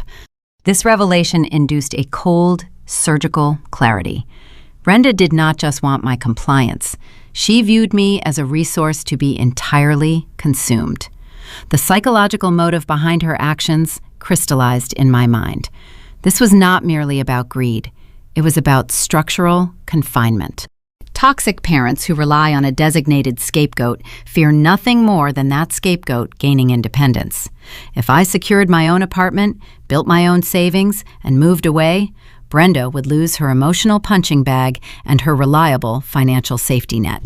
By secretly chaining me to a mountain of defaulted debt, she ensured I could never pass a background check for a lease. She ensured I could never qualify for a mortgage.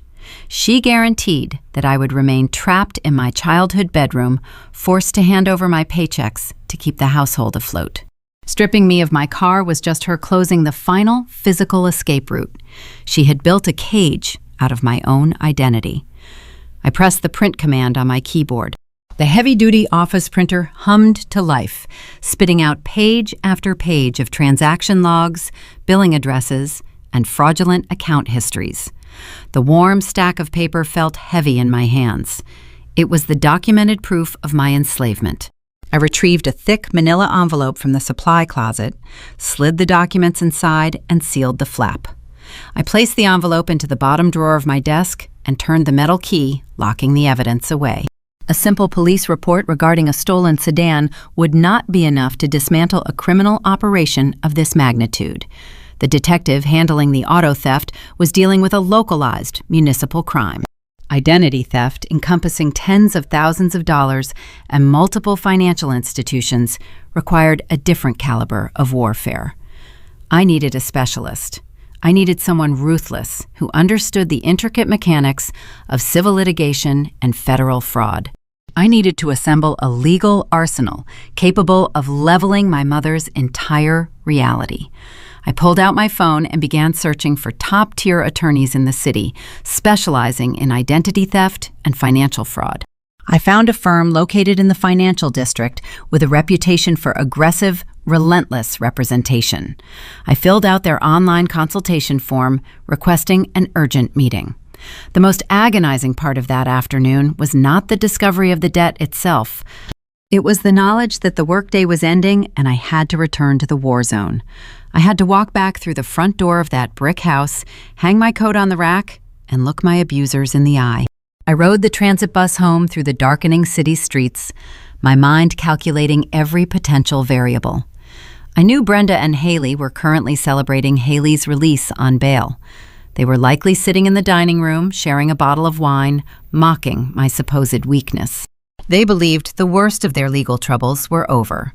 They thought they had successfully weathered the storm of the auto theft and that I would eventually fold under the pressure of the extended family smear campaign. They had no idea that I had just uncovered the structural foundation of their deceit. I stepped off the bus into the biting evening wind, pulling my scarf tight against my neck. I practiced my facial expressions in the reflection of a dark storefront window. I smoothed out the tension in my jaw and forced my eyes to project a dull, defeated submission. I had to convince them that their psychological siege was working. I had to play the role of the broken, compliant daughter for just a little while longer. Confronting them about the $18,000 tonight would be a fatal tactical error. If Brenda realized I knew about the credit cards, she would immediately destroy the locked mailbox. She would shred any remaining paper statements hidden in her bedroom. She might even attempt to call the credit bureaus, pretending to be me, to further muddy the waters. I walked up the driveway, past the empty concrete space where my Honda used to sit. I turned the key in the front door and stepped into the warm, fragrant air of the hallway. I heard the clinking of silverware and the sound of my sister's theatrical laughter drifting from the kitchen. The conflict was escalating into a high-stakes game of deception. I was living with identity thieves, sharing meals with predators, and pretending I did not hold the detonator to their entire lives hidden safely in my office desk. The tension was a living, breathing entity in the house. I just had to maintain my cover until I could sit down with a legal expert and plan the ultimate counterstrike. I did not storm into the house that evening and confront my abusers. I did not throw the printed credit reports onto the dining room table or demand an explanation for the $18,000 in fraudulent debt. Confrontation is a luxury reserved for people who hold all the cards, and I was currently operating at a severe disadvantage. Engaging an enemy prematurely only grants them the opportunity to cover their tracks. If I confronted my mother, she would have shredded every physical document in the house. She would have called the credit bureaus to change the account passwords and locked me out of the recovery process entirely. I walked past the kitchen, pasting a tired, compliant smile on my face. I told Brenda and Haley I was exhausted from work and went straight to my bedroom. I locked the door, sat on my mattress, and listened to their muffled laughter echoing down the hallway. I had to play the long game. The next morning, during my lunch break, I walked to a sleek glass high-rise located in the downtown financial district. I stepped into the polished reception area of a premier law firm. I was there to meet Julian. Julian was a senior litigator specializing in corporate fraud and severe identity theft. He was a man composed of sharp angles and tailored suits, possessing a demeanor so cool and calculating it immediately put me at ease. I sat across from his broad mahogany desk and handed over the thick manila envelope containing my credit reports. He reviewed the documents in silence, his eyes scanning the transaction logs and the defaulted balances. When he finally looked up, he did not offer empty sympathy. He offered a tactical blueprint. He told me we were going to build an impenetrable fortress of evidence. We were going to track every single stolen dollar back to its origin. For the next 3 weeks, my life operated on 2 entirely different planes of existence. By day, I was a digital investigator working alongside a ruthless attorney. Julian utilized his firm resources to file subpoenas directed at the major credit card companies. We needed the digital footprints behind the fraudulent applications. Within 10 days, the data packets arrived. The results were flawless. The Internet Protocol addresses used to open all 4 credit card accounts traced directly back to the wireless router sitting in Brenda's living room. We dug deeper, pulling the individual merchant transaction logs. The details painted a vivid picture of unapologetic greed. There were receipts for Haley's weekly salon appointments, featuring expensive hair extensions and gel manicures. There were charges at premium grocery stores where Brenda purchased imported cheeses and fine wines, while feeding me generic canned soup at home. We even uncovered a series of charges linked to a luxury resort in Miami. They had booked oceanfront suites, ordered expensive room service, and drank cocktails on the beach, using my stolen Social Security number. Let me ask you a very difficult question. Would you have been able to smile at the mother who stole your identity over the dinner table? Tell me in the comments below, because maintaining that facade was the hardest thing I have ever done. I did it because Julian instructed me to secure the perimeter. He warned me that toxic predators possess a keen sixth sense for shifting power dynamics. If Brenda sensed I was building a legal case, she would escalate her attacks to force my hand. So I became an actor in my own home. I sat across from them every evening, slicing my food and nodding along to their fabricated complaints about the justice system. Haley would whine about her upcoming court dates for the stolen Honda Civic. Brenda would rub her temples and complain about the stress I was causing the family by refusing to drop the grand theft charges. I swallowed my disgust and offered them nothing but bland, non-committal responses. I was a ghost haunting the very house that was funding their luxury lifestyle. I knew the moment Julian filed the civil suit and handed our dossier over to the district attorney, the house would transform into a literal war zone. I could not be trapped behind enemy lines when the legal bombs started dropping. I needed to evacuate my life quietly. I began packing my belongings utilizing a system of micro-extractions. Every morning, I stuffed a few essential items into a small black gym duffel bag. I packed my winter sweaters, my important files, my jewelry, and my spare shoes. I would sling the bag over my shoulder, casually wave goodbye to Brenda, and ride the bus to my marketing job. Once I arrived at the office, I hid the items inside the deep bottom drawers of my cubicle desk. My supervisor, Sarah, noticed the growing pile of belongings, but she remained silent, understanding that I was navigating a dangerous extraction. Over the course of 21 days, my childhood bedroom slowly grew barren. I left the decorative items on the shelves and the cheap posters on the walls to maintain the illusion of normalcy. The closet, however, was practically empty. Julian and I were preparing a devastating dual strike. The strategy was brilliant in its simplicity and lethal in its execution. First, we were drafting a comprehensive civil lawsuit against Brenda for financial damages, seeking restitution for the $18,000 plus extensive legal fees. Second, we were compiling a specialized evidence binder for the criminal prosecutor currently handling Haley's Grand Theft Auto case. We intended to prove that the stolen car was not an isolated incident, but rather one component of an ongoing, coordinated criminal enterprise. The tension during those 3 weeks was thick enough to cut with a knife. I was walking a tightrope suspended over a canyon of legal and emotional ruin. Every time Brenda picked up her phone, I wondered if a collection agency was finally calling the house to demand payment. Every time Haley looked at me across the hallway, I wondered if she noticed my shrinking wardrobe.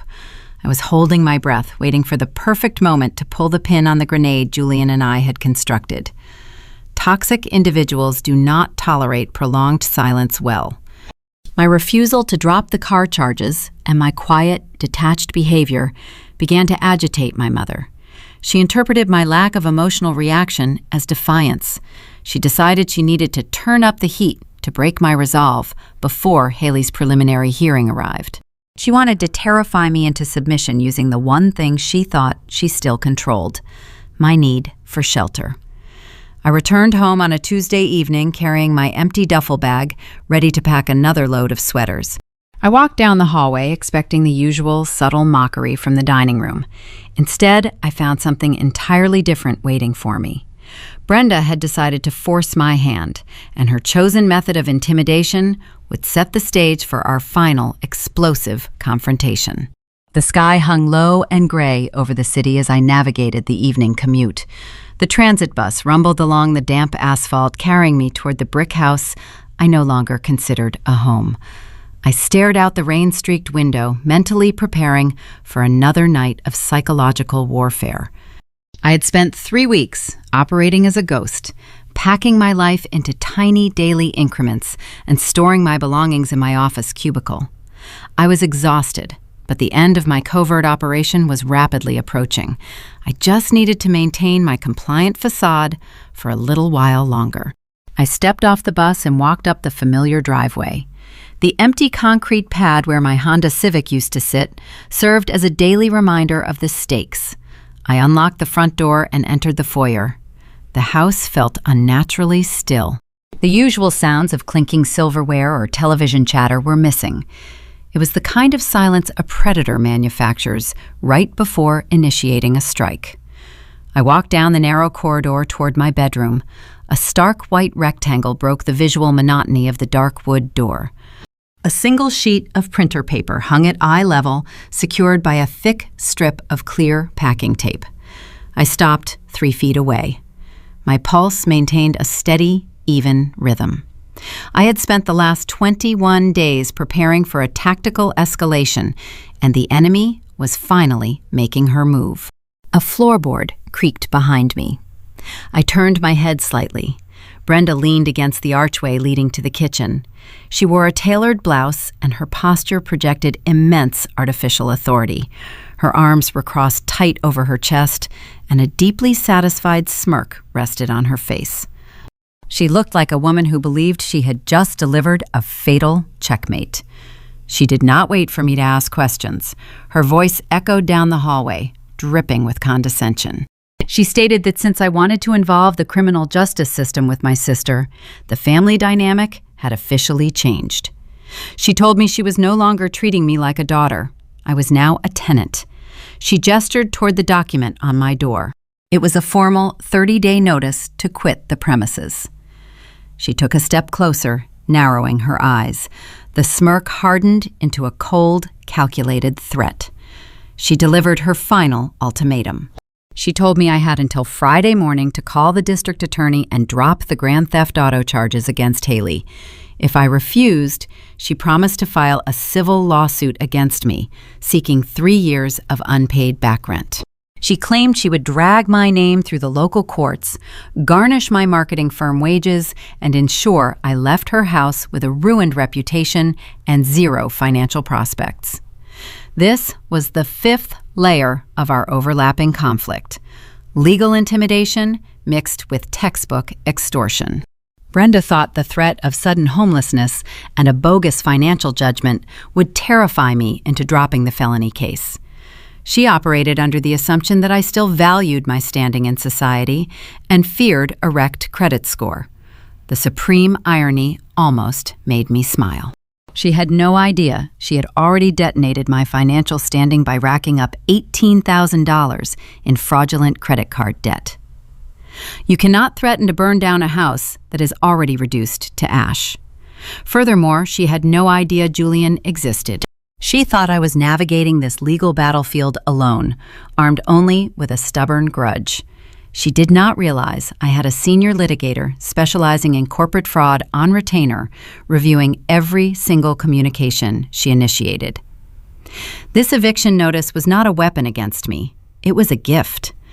It provided documented, tangible proof of her attempting to extort a victim and intimidate a key witness in an active federal investigation. I did not argue. I did not plead for more time or point out the absurdity of charging rent retroactively without a signed lease agreement. The pebble of this specific moment was the precise physical action I took next. I reached out and gripped the corner of the paper. I pulled it away from the wood with a sharp tearing sound. I held the document in my hands, reading the harsh legal jargon Brenda had likely copied from a generic internet search. I gently folded the paper in half. I aligned the corners perfectly, making a crisp crease down the center. I folded it a second time, creating a neat, compact square. I unzipped my leather purse and placed the folded square securely inside an interior pocket, right next to my encrypted flash drive. I closed the zipper and looked my mother directly in the eyes. I kept my expression entirely blank, draining all emotion from my features. I kept my voice soft and steady. I told her the message was received. Brenda faltered. Her smirk vanished, replaced by a flicker of genuine confusion. She had anticipated a tearful breakdown. She wanted me to fall to my knees and beg for mercy. My eerie compliance unsettled her. She opened her mouth to issue another threat, but I turned the brass knob on my door and stepped into my bedroom, shutting her out before she could articulate another syllable. I locked the deadbolt and leaned against the solid wood. The air in my room felt different. It was no longer a cage. It was a launching pad. I surveyed the space. The closet hung bare except for 2 generic jackets. The dresser drawers contained nothing but empty hangers and dust. Over the past 3 weeks, my micro-extractions had stripped the room of all my valuables. All that remained were my daily toiletries and a few pieces of essential clothing. Brenda issued a 30-day notice, expecting me to spend the next month living in constant fear, tiptoeing around her wrath while agonizing over the Friday deadline. I had zero intention of waiting 30 days. I had zero intention of waiting until sunrise. My escape plan was already in motion. I pulled my cell phone from my pocket and opened a secure messaging application. I typed a brief text to Sarah, my supervisor from the marketing firm. Sarah was a fierce, independent woman who had survived a treacherous family dynamic of her own. Over the past few weeks, she had transitioned from a mere boss to a vital ally, providing me with emotional grounding when the gaslighting at home reached dangerous levels. I told her the situation had escalated and the timeline was moved up. She replied within seconds, confirming she would be ready. I sat on the edge of my mattress, staring at the analog clock ticking on my nightstand. The hours stretched into the evening. I listened to the sounds of the house settling into its nightly routine. I heard the television blaring from the living room. I heard Haley's heavy footsteps pacing across the floorboards above me as she likely stressed over her impending court date. I heard the eventual click of the hall lights shutting off and the closing of bedroom doors. Midnight arrived, bringing a deep, unbroken quiet. I retrieved my last 2 duffel bags from beneath the bed. I packed my remaining items, moving with practiced, silent efficiency. I zipped the bags tight. I looked around the childhood bedroom one last time. It held 2 decades of memories, characterized by conditional affection and relentless sacrifice.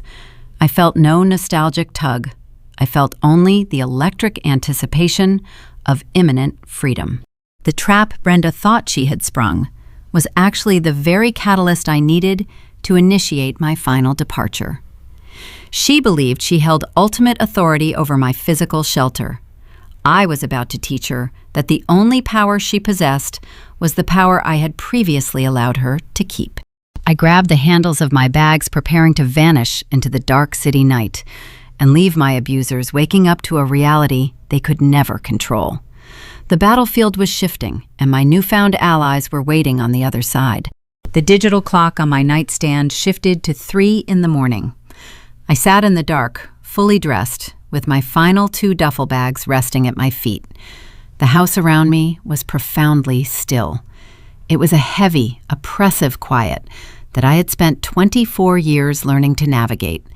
I stood up and slung the heavy nylon straps over my shoulders. I did not turn on a single light. I knew exactly which floorboards creaked in the hallway and which hinges squeaked on the doors. I slipped out of my bedroom for the last time. I walked down the narrow corridor, passing the closed doors of my mother and my sister. I could hear the faint sound of Haley's television playing a late-night infomercial. She always fell asleep with the screen glowing. I moved like a phantom through the living room and stepped into the kitchen. I set my bags down by the back door. I reached into my coat pocket and pulled out my house key. I placed the cold metal onto the center of the kitchen island. Beside it, I left a small yellow sticky note. I did not write a long letter detailing my grievances. I did not demand apologies or explain my legal strategy. I simply wrote the word goodbye. I unlocked the back door and stepped out into the freezing night air.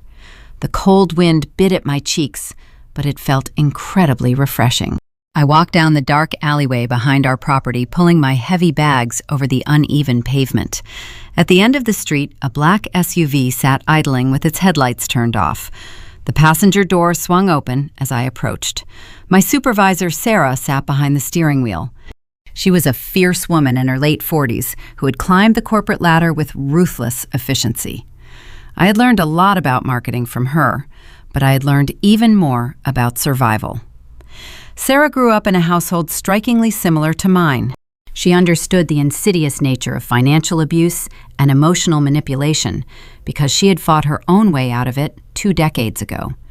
When I confided in her about the stolen car and the fraudulent debt, she did not offer empty pity. She offered actionable resources and a spare bedroom. I threw my bags into the back seat and climbed into the warm cabin of the vehicle. Sarah put the car in drive and pulled away from the curb without saying a word. We left the neighborhood behind, watching the dark suburban houses fade in the rearview mirror. 30 minutes later, we arrived at her townhome in a quiet, gated community. Walking into her guest room felt like stepping onto a different planet. The space was clean, bright, and devoid of any hidden threats. There were no eviction notices taped to the door. There were no stolen credit card statements hiding in the mail. For the first time in my entire existence, my nervous system stopped treating my environment like a combat zone. I lay down on the fresh sheets and fell into a deep, dreamless sleep. I was no longer walking on eggshells. I was finally standing on solid ground. The sun was high in the sky when I finally woke up. I stretched my arms, feeling a strange, lingering lightness in my chest. Then I glanced at my cell phone resting on the bedside table. The screen was illuminated, displaying a staggering number of unread notifications. Brenda had discovered the key and the sticky note. I sat up and unlocked the device. The incoming messages documented a fascinating psychological collapse in real time. Her texts began around 7 in the morning with arrogant demands. She ordered me to stop playing games and return home immediately, or she would change the locks. By 9 o'clock, her tone shifted into theatrical panic. She flooded my inbox with fake concern, begging me to call her so she could know her baby girl was safe. She claimed she had not slept a wink and was worried sick about my mental health. When noon arrived and I still had not replied, the facade crumbled instantly. The maternal worry vanished and the pure venom poured out. She called me a pathetic coward. She threatened to call my employer and tell them I was unstable. She promised to file the back rent lawsuit that very afternoon and destroy any chance I had at a normal life. My instinct was to block her number and sever the digital cord forever. But I remembered the strict instructions my attorney Julian had given me. I opened a separate application and took a screenshot of every single message. Julie advised me to let them talk because every text they sent was admissible evidence of their extortion attempts. I let her type out her rage and her threats. She was handing the prosecution a step-by-step guide to her own criminal mentality. I walked into the kitchen where Sarah was pouring 2 cups of fresh coffee. I showed her the messages. She read them with a knowing smile and told me that a toxic system always panics when the designated target walks away. She handed me a warm mug and reminded me that I was safe. That morning solidified a concept I had read about but never truly experienced: the idea of a found family. Blood relatives are a biological lottery. You do not get to choose the people who share your genetic code, and sharing DNA does not automatically guarantee loyalty or respect. Family is not defined by birth certificates or shared last names. True family consists of the people who show up for you when your world falls apart. Over the next few days, my found family mobilized around me. Sarah provided shelter and daily encouragement. My co-workers at the marketing firm shielded me from any random phone calls Brenda attempted to make to the main office line. Julian built an impenetrable legal fortress, keeping the predators at bay while preparing our ultimate counterstrike. They grounded me in a healthy, stable reality. They validated my anger and reinforced my boundaries. They taught me that love does not require you to set yourself on fire to keep someone else warm. Meanwhile, my biological relatives were spiraling into total chaos. By cutting off their access to me, I had thrown their entire dysfunctional ecosystem entirely out of balance. Brenda and Haley relied on my presence to regulate their own emotions. Whenever Haley failed at a business, Brenda would soothe her by taking something from me. Whenever Brenda felt insecure, she would assert dominance by crossing my boundaries. I was the emotional sponge, absorbing all their toxic runoff so they could maintain their glamorous delusions. Without me in the house to blame and belittle, they had no one left to turn on but each other. The stress of the upcoming criminal trial, combined with the sudden loss of their favorite punching bag, was driving them insane. Brenda continued to send increasingly desperate texts demanding my presence at Haley's preliminary hearing. She insisted that I stand before the judge and publicly retract my auto theft report. She believed her intimidation tactics would ultimately prevail when we finally met face-to-face in a public setting. She assumed that seeing my sister sitting at a defense table would break my resolve and guilt me into submission. She wanted a dramatic courthouse reconciliation where I fell on my sword to protect the family name. I agreed to attend the arraignment. I ironed my best suit and polished my shoes. I was ready to walk into that courthouse, but I was not bringing an apology. I was bringing the entire arsenal of Julian and the prosecuting attorney. Brenda thought she was summoning a terrified runaway daughter to a family meeting. She had no idea she had actually invited a relentless adversary to a legal execution. The stage was perfectly set for our showdown, and the hubris of the golden child was about to meet the crushing reality of the law.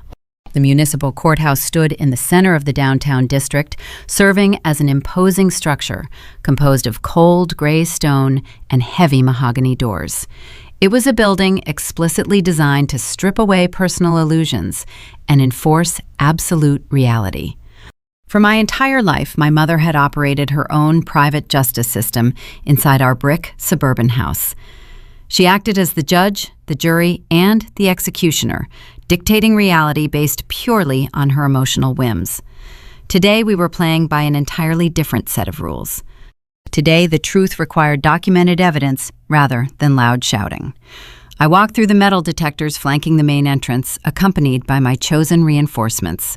Sarah walked on my left, projecting a calm, protective energy that kept my racing heartbeat steady. Julian strode on my right, carrying a thick leather briefcase. That briefcase contained the complete, documented ruin of my biological relatives. We navigated the bustling corridors, passing anxious defendants and overworked public defenders, until we reached the designated waiting area outside Courtroom 4. The air smelled of floor wax and stale coffee. I took a seat on a hard wooden bench, folding my hands in my lap, and waited for the golden child to arrive. 10 minutes later, the heavy double doors at the end of the hallway swung wide open. Brenda and Haley made their grand entrance. They did not look like individuals facing serious felony charges. They swaggered down the polished corridor as if they were arriving at a local charity gala or an exclusive restaurant. Haley wore a tailored designer blazer and pristine high-heeled boots, looking completely unbothered by the threat of state prison. Brenda marched right beside her, projecting the arrogant confidence of a woman who believed she controlled every variable in the universe. They were accompanied by a defense attorney who looked like a walking billboard for a late-night television commercial. He wore a slick, shiny suit that reflected the harsh fluorescent lights overhead. His hair was heavily gelled, and he carried himself with a sleazy, forced smile. Looking at his expensive watch and his polished shoes, a sickening realization washed over me. I realized instantly that they had likely paid his hefty retainer fee using my maxed-out credit cards. They were using my stolen financial future to fund their legal defense against my stolen car. The sheer audacity of their existence was difficult to comprehend.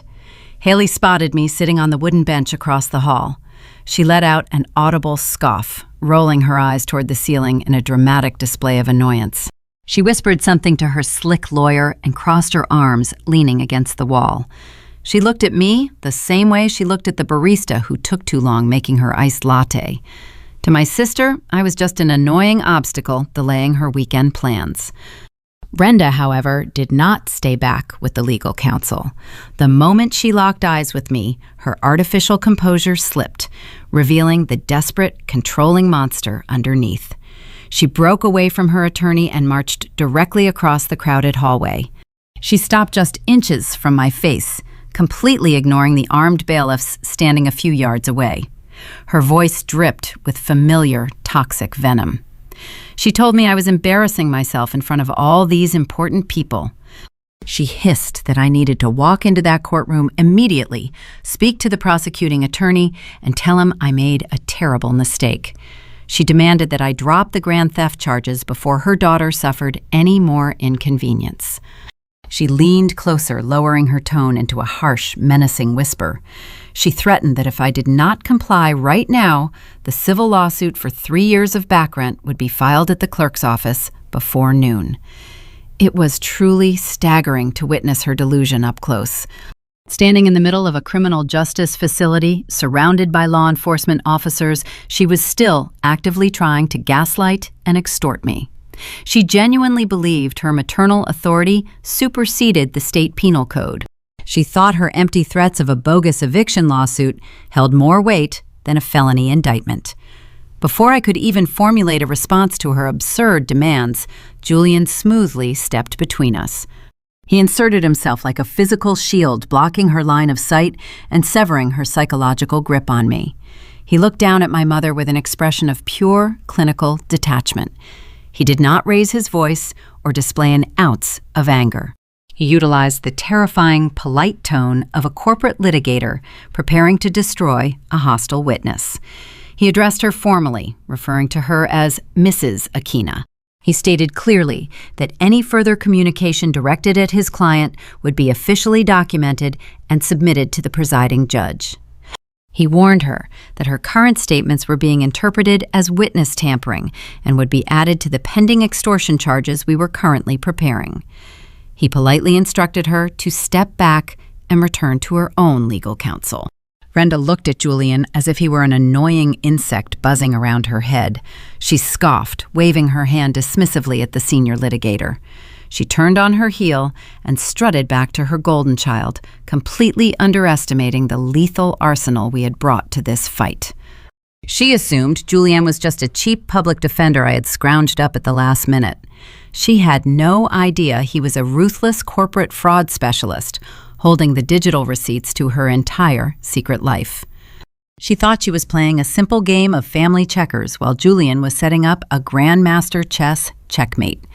A few moments later, a stern bailiff opened the heavy wooden doors and called the morning docket loudly into the hallway. The chaotic energy of the corridor funneled into the solemn quiet of the courtroom. We all filed inside, taking our respective places in the large room. The space was intimidating, featuring high ceilings, dark wood paneling, and the elevated bench where the judge would soon preside. I sat in the gallery right behind the prosecutor's table. Sarah sat right beside me, keeping her shoulder pressed against mine in a silent display of unwavering support. Julian sat on my other side, opening his leather briefcase and extracting a massive stack of neatly bound evidentiary files. Haley sauntered past the wooden partition that separated the audience from the legal teams. She took her seat at the defense table next to her fast-talking lawyer. She did not look toward the front of the room where the judge would enter. She did not review any paperwork or discuss strategy with her counsel. Instead, she pulled her smartphone from her designer pocket. She casually checked her reflection in the dark screen, adjusting her hair and touching up her lipstick. She was utterly convinced this entire procedure was a minor clerical inconvenience. She genuinely believed she was walking out of those heavy doors in less than 20 minutes. She expected the judge to reprimand me for wasting the court's time and hand her the keys to my matte pink Honda. She thought the performance was almost over and her glamorous life would resume immediately. I watched her smile at her own reflection, while Brenda sat a few rows away, beaming with maternal pride. They had spent my entire life stealing my peace, taking my resources, and silencing my voice. They built their comfortable reality entirely upon my suffering. They assumed the world outside our house operated on the exact same principles. The heavy door behind the bench opened, and the judge walked into the courtroom demanding everyone rise. I stood up, keeping my eyes fixed on the back of my sister's head. The arrogance radiating from the defense table was palpable, but it was about to evaporate completely. The prosecutor approached his desk and glanced down at the massive dossier Julian had handed him earlier that morning. The time for silent submission had ended. The preliminary hearing was officially underway, and the golden child was about to experience the full, uncompromising wrath of the law. The heavy wooden door behind the elevated bench swung open, and a stern man in black robes stepped into the courtroom. The bailiff instructed everyone to rise. A wave of shuffling fabric and scraping shoes echoed through the cavernous space as the attendees stood in unison. Judge Harrison took his seat. He was a man with sharp features and a no-nonsense demeanor who clearly valued judicial efficiency. He adjusted his reading glasses and opened the thick file resting in front of him. The clerk called the docket number, reading the state charges against my sister aloud for the public record. Haley stood up at the defense table. She shifted her weight from one high-heeled boot to the other, looking profoundly bored by the entire procedure. The judge peered over his glasses and asked the defense how they wished to plead. Her slick defense attorney stepped up to the wooden podium. He smoothed his expensive silk tie and leaned into the microphone, projecting a voice dripping with practiced, artificial charm. He stated that his client pled not guilty. He then flashed a greasy smile toward the bench and formally requested an immediate dismissal of all charges. He waved his hand dismissively, characterizing the entire ordeal as a tragic miscommunication between two siblings. He painted a picture of a close-knit household experiencing a simple, familial misunderstanding regarding a shared vehicle. He argued that the state should not waste taxpayer resources prosecuting a petty domestic squabble. He claimed the car was a mutual asset, and my sister merely borrowed it without realizing the strict boundaries I had suddenly imposed. In the gallery a few rows away, Brenda beamed with maternal pride. She nodded along with the slick attorney's words, fully convinced that this silver-tongued lawyer had just secured her golden child's freedom. Haley checked her manicure, running her thumb over her fresh acrylic nails, waiting for the judge to strike his gavel and let her go home. The payoff I had orchestrated for weeks finally arrived. The prosecuting attorney rose from his seat. He did not hold a thin manila folder. He carried the massive, heavy-bound dossier Julian had delivered to his office the previous afternoon. He walked to the podium, standing tall and imposing. He spoke with a booming, authoritative voice that instantly shattered the relaxed atmosphere in the room. He stated that the state strongly opposed the motion for dismissal. He set the heavy dossier down on the wood with a loud, solid thud. He looked directly at the judge and announced that the state was not just rejecting the dismissal, but actively adding multiple felony charges to the indictment. The color drained from my sister's face in an instant. The bored, arrogant expression vanished, replaced by a sudden deer-in-the-headlights panic. Her slick defense attorney gripped the edges of the podium, his greasy smile faltering as he realized he had walked blindfolded into a legal minefield. The prosecutor opened the thick binder. He extracted a clear plastic evidence bag and held it up for the court to see. He explained that the defense claimed this was a simple misunderstanding over a shared asset. He countered that narrative by presenting the forged vehicle title the defendant had submitted to the police. He directed the judge's attention to the seller liability line at the bottom of the page. He read the falsified signature aloud, emphasizing every single syllable. He spelled out the misspelled middle name for the court stenographer to record. He pointed out the blatant substitution of vowels in the name Geneviève. He looked back at the defense table and stated that an individual does not misspell their own legal name on a government transfer document. He declared that the defendant had attempted to defraud law enforcement using fabricated evidence. Haley sank slightly into her chair. She looked frantically at her attorney, who was now furiously flipping through his own inadequate legal pad, searching for a defense that did not exist. The prosecutor was not finished. He turned the page in his dossier and dropped the ultimate hammer. He informed the court that the state had received verified, comprehensive evidence from the victim's civil counsel. He announced the discovery of $18,000 in identity theft and credit fraud perpetrated against me. A collective gasp rippled through the courtroom gallery. The prosecutor laid out the brutal, meticulous facts Julian had compiled. He cited the 4 maxed-out credit cards. He read aloud the Internet protocol addresses, tracing the fraudulent applications directly to the wireless router inside my childhood home. He listed the lavish transactions funding the defendant's glamorous lifestyle. He mentioned the luxury salon appointments, the imported groceries, and the expensive plane tickets to a beachfront resort in Miami. He painted a vivid, undeniable picture of a sustained, predatory financial assault. He made it abundantly clear that this was not a dispute over a piece of metal on wheels. It was a calculated campaign to destroy a young woman's economic future. Then the prosecutor turned away from the bench and pointed a firm finger directly toward the gallery seating. He stated that these crimes were orchestrated and executed with the active participation of the defendant's mother, Brenda, who was currently sitting in the second row. Every single head in the courtroom swiveled to look at my mother. Brenda froze. Her eyes widened in absolute terror.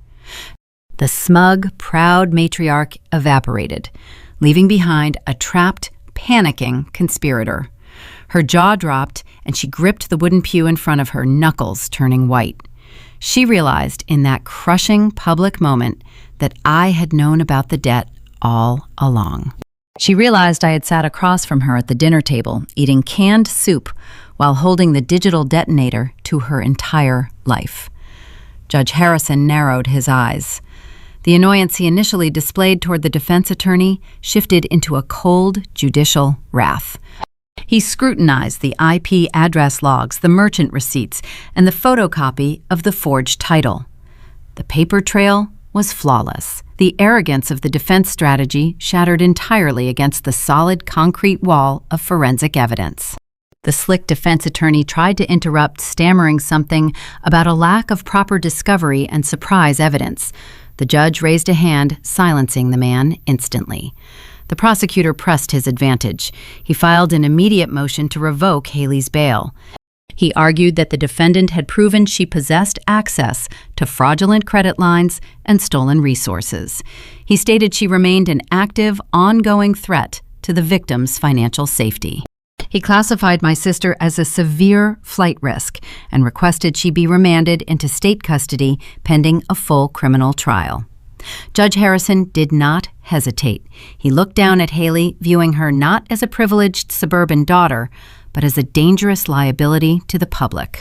He struck his wooden gavel against the sounding block with a sharp, echoing crack. He announced that bail was officially revoked. Chaos erupted at the defense table. 2 armed bailiffs stepped forward, moving with swift, tactical precision.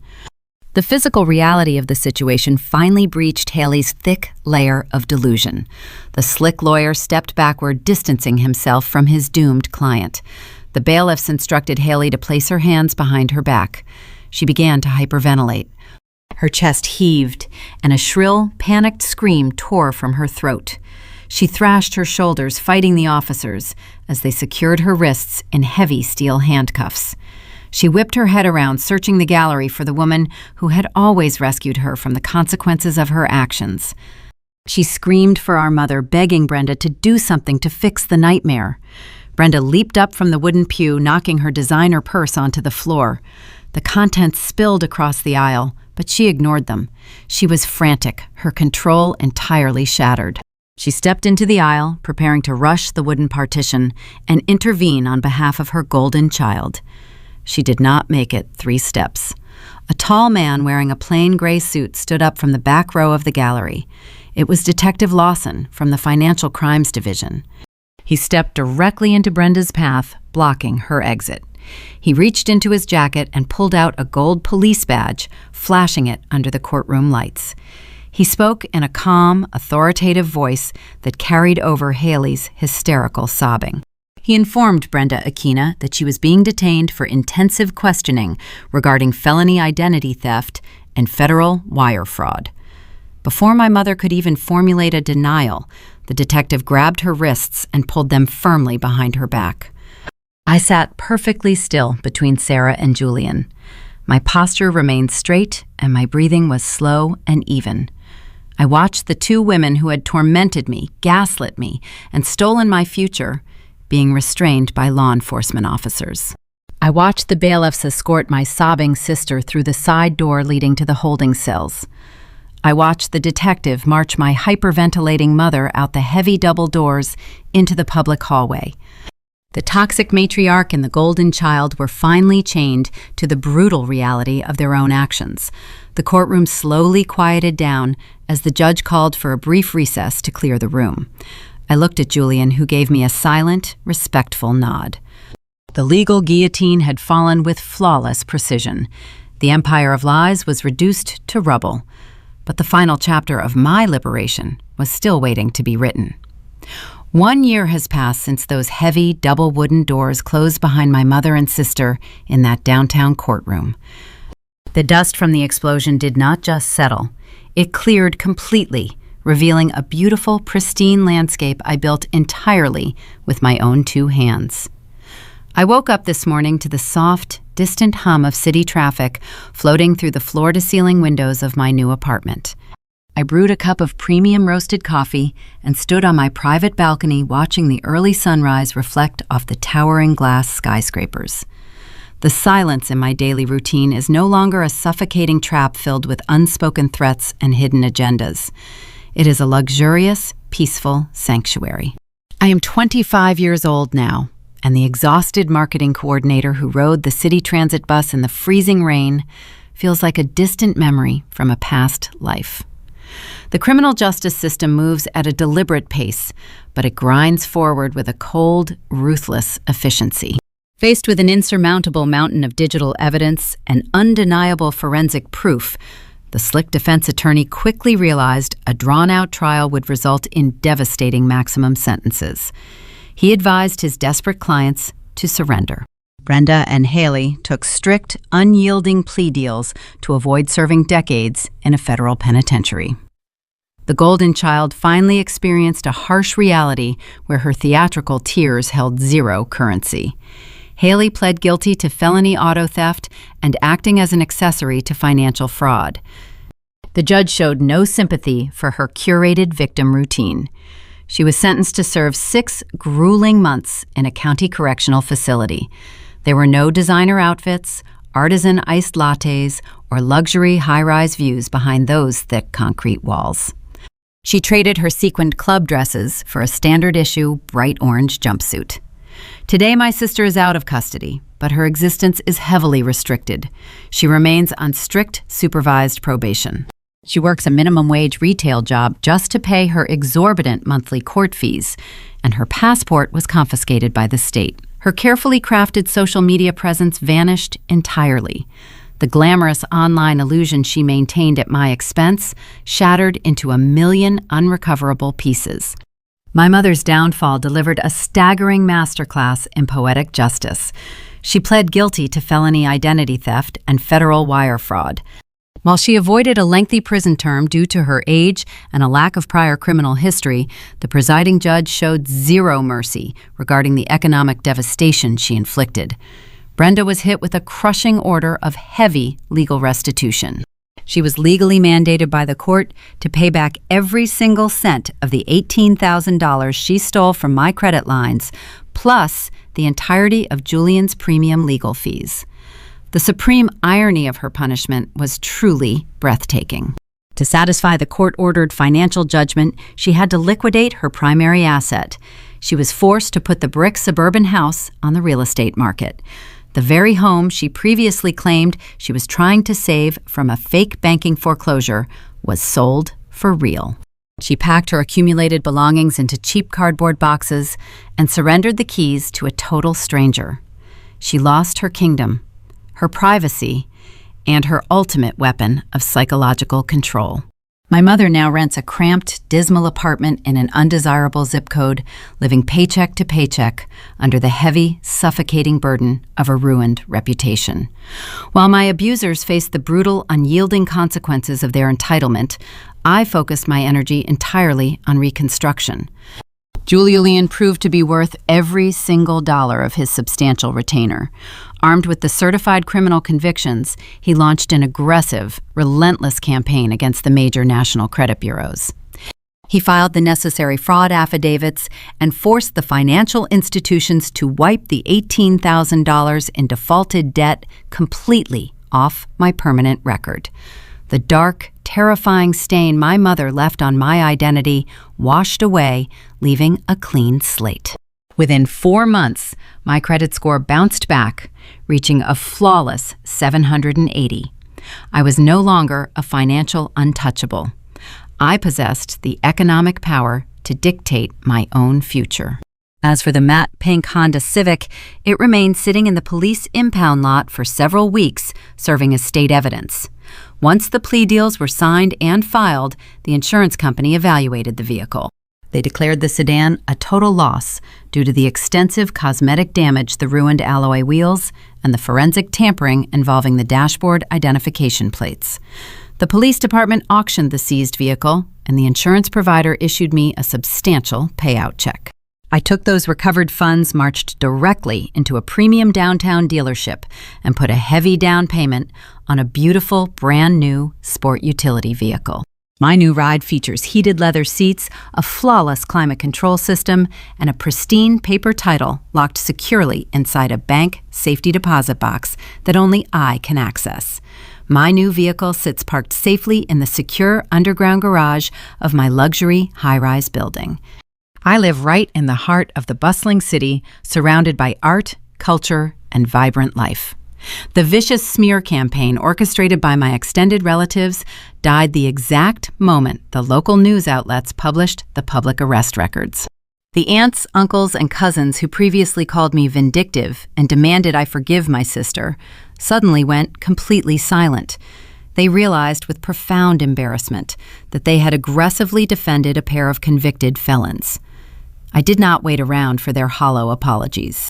I changed my cellular phone number, deleted my old social media profiles, and severed every remaining tie to that toxic bloodline. I am completely estranged from the people who stood by watching me drown while criticizing my swimming technique. I replaced those individuals with a chosen family, composed of supportive colleagues, genuine friends, and mentors like Sarah, who celebrate my victories instead of plotting to steal them. I have never felt lighter. I have never been happier. If you are listening to my story and you recognize your own painful reflection in these events, I need you to pay very close attention. If you are the designated financial or emotional scapegoat of your household, if you are constantly asked to shrink your ambitions so a golden sibling can shine, if you are told that setting a basic personal boundary is an act of unforgivable betrayal, hear this loud and clear. You do not owe your bright future to people who try to sell it behind your back. You are not a disposable collateral asset designed to absorb the failures and the vanities of the people who happen to share your genetic code. Establishing strict boundaries is not a weapon of malice. Boundaries are a fundamental tool of personal survival. You have every right to protect your peace, your hard-earned finances, and your mental sanity, even if it means walking away from the people who raised you. Do not wait for a neon pink betrayal idling in a coffee shop drive-thru to wake you up. Recognize your inherent, unshakable worth right now, today. Choose yourself without hesitation and without a single ounce of guilt, because the toxic individuals actively using you will never choose you. They will only consume you until there is nothing left. Step out of the cold shadows. Leave their fabricated narrative behind. Build your own fortress. You deserve to be the strong, victorious main character of your own beautiful life. The concept of family is often idealized as an unbreakable sanctuary, a place where unconditional love is supposed to shield us from the harsh realities of the outside world. Yet the most profound and lasting wounds we carry are frequently inflicted by the very people who were supposed to protect us.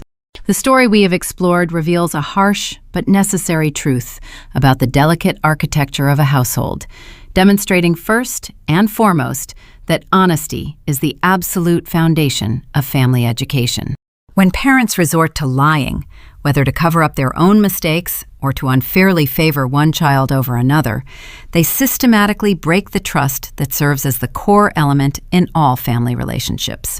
We must understand that trust is a fragile commodity. Once it is lost, it is incredibly difficult to restore, even if there is still a lingering sense of affection between parents and children. This erosion of trust is deeply magnified when there is a lack of fairness among children.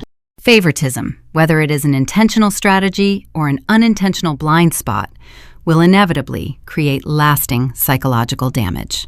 A child who is consistently treated unfairly, who is asked to shrink themselves so a sibling might shine, often carries a heavy, suffocating feeling of betrayal that ultimately affects how they view both their family and society later in life. Furthermore, we must actively dismantle the dangerous myth that desperation excuses toxicity. Financial hardship cannot and must not justify infringing on a child's hard-earned property or personal rights. When parents use their difficult circumstances as an excuse for wrongdoing, they send a deeply flawed and damaging message to their children that the end justifies the means. Children are remarkably observant, and parents must remember to teach children by their actions, not just by their words. Children learn directly from how their parents behave behind closed doors.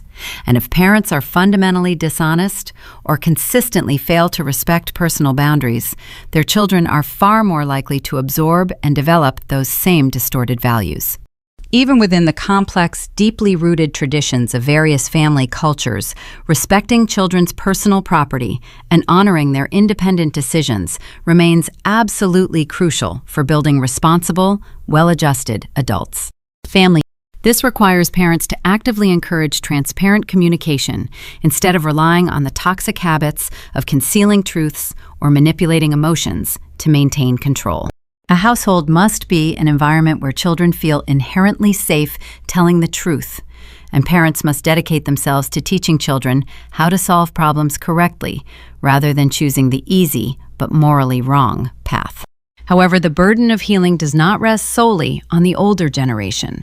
There are profound lessons here for the protagonist and for all young people navigating the treacherous waters of a toxic home.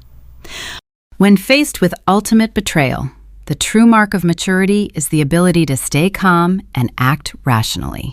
As we saw in the narrative, the character does not react emotionally by throwing a tantrum or screaming, but instead chooses a cold, calculated, and legal way to handle the situation, which is a profound sign of maturity. By choosing to report the truth rather than suffering in silence, the protagonist demonstrates a clear, undeniable understanding of personal property rights and the law. We are often conditioned to believe that we must sacrifice everything for our bloodlines, but we must learn to never let family feelings blind us to the objective reality of right and wrong. It is entirely possible to respect the concept of family without accepting unfair treatment. You must be fiercely independent and establish personal boundaries, because one of the most important lessons a young person can learn is knowing exactly how to set strict limits, even with the loved ones who raised them. Developing this kind of independent thinking means that you are no longer being manipulated by weaponized feelings of guilt, which is a crucial, defining step towards true emotional maturity. The overall message we must carry forward is that a family is not just a place of love, but it must also be a place of unwavering fairness and honesty. Good education and proper parenting do not lie in grand speeches or empty words, but rather in the quiet, consistent moral standards that are practiced every single day.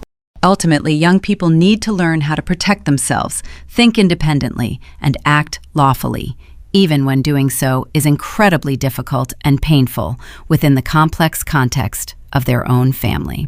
If this journey of finding your voice, recognizing your worth, and stepping out from the shadows of a toxic family dynamic has moved you, please take a moment to subscribe, leave a comment, and share your own experiences with us here at Sophia Told Stories.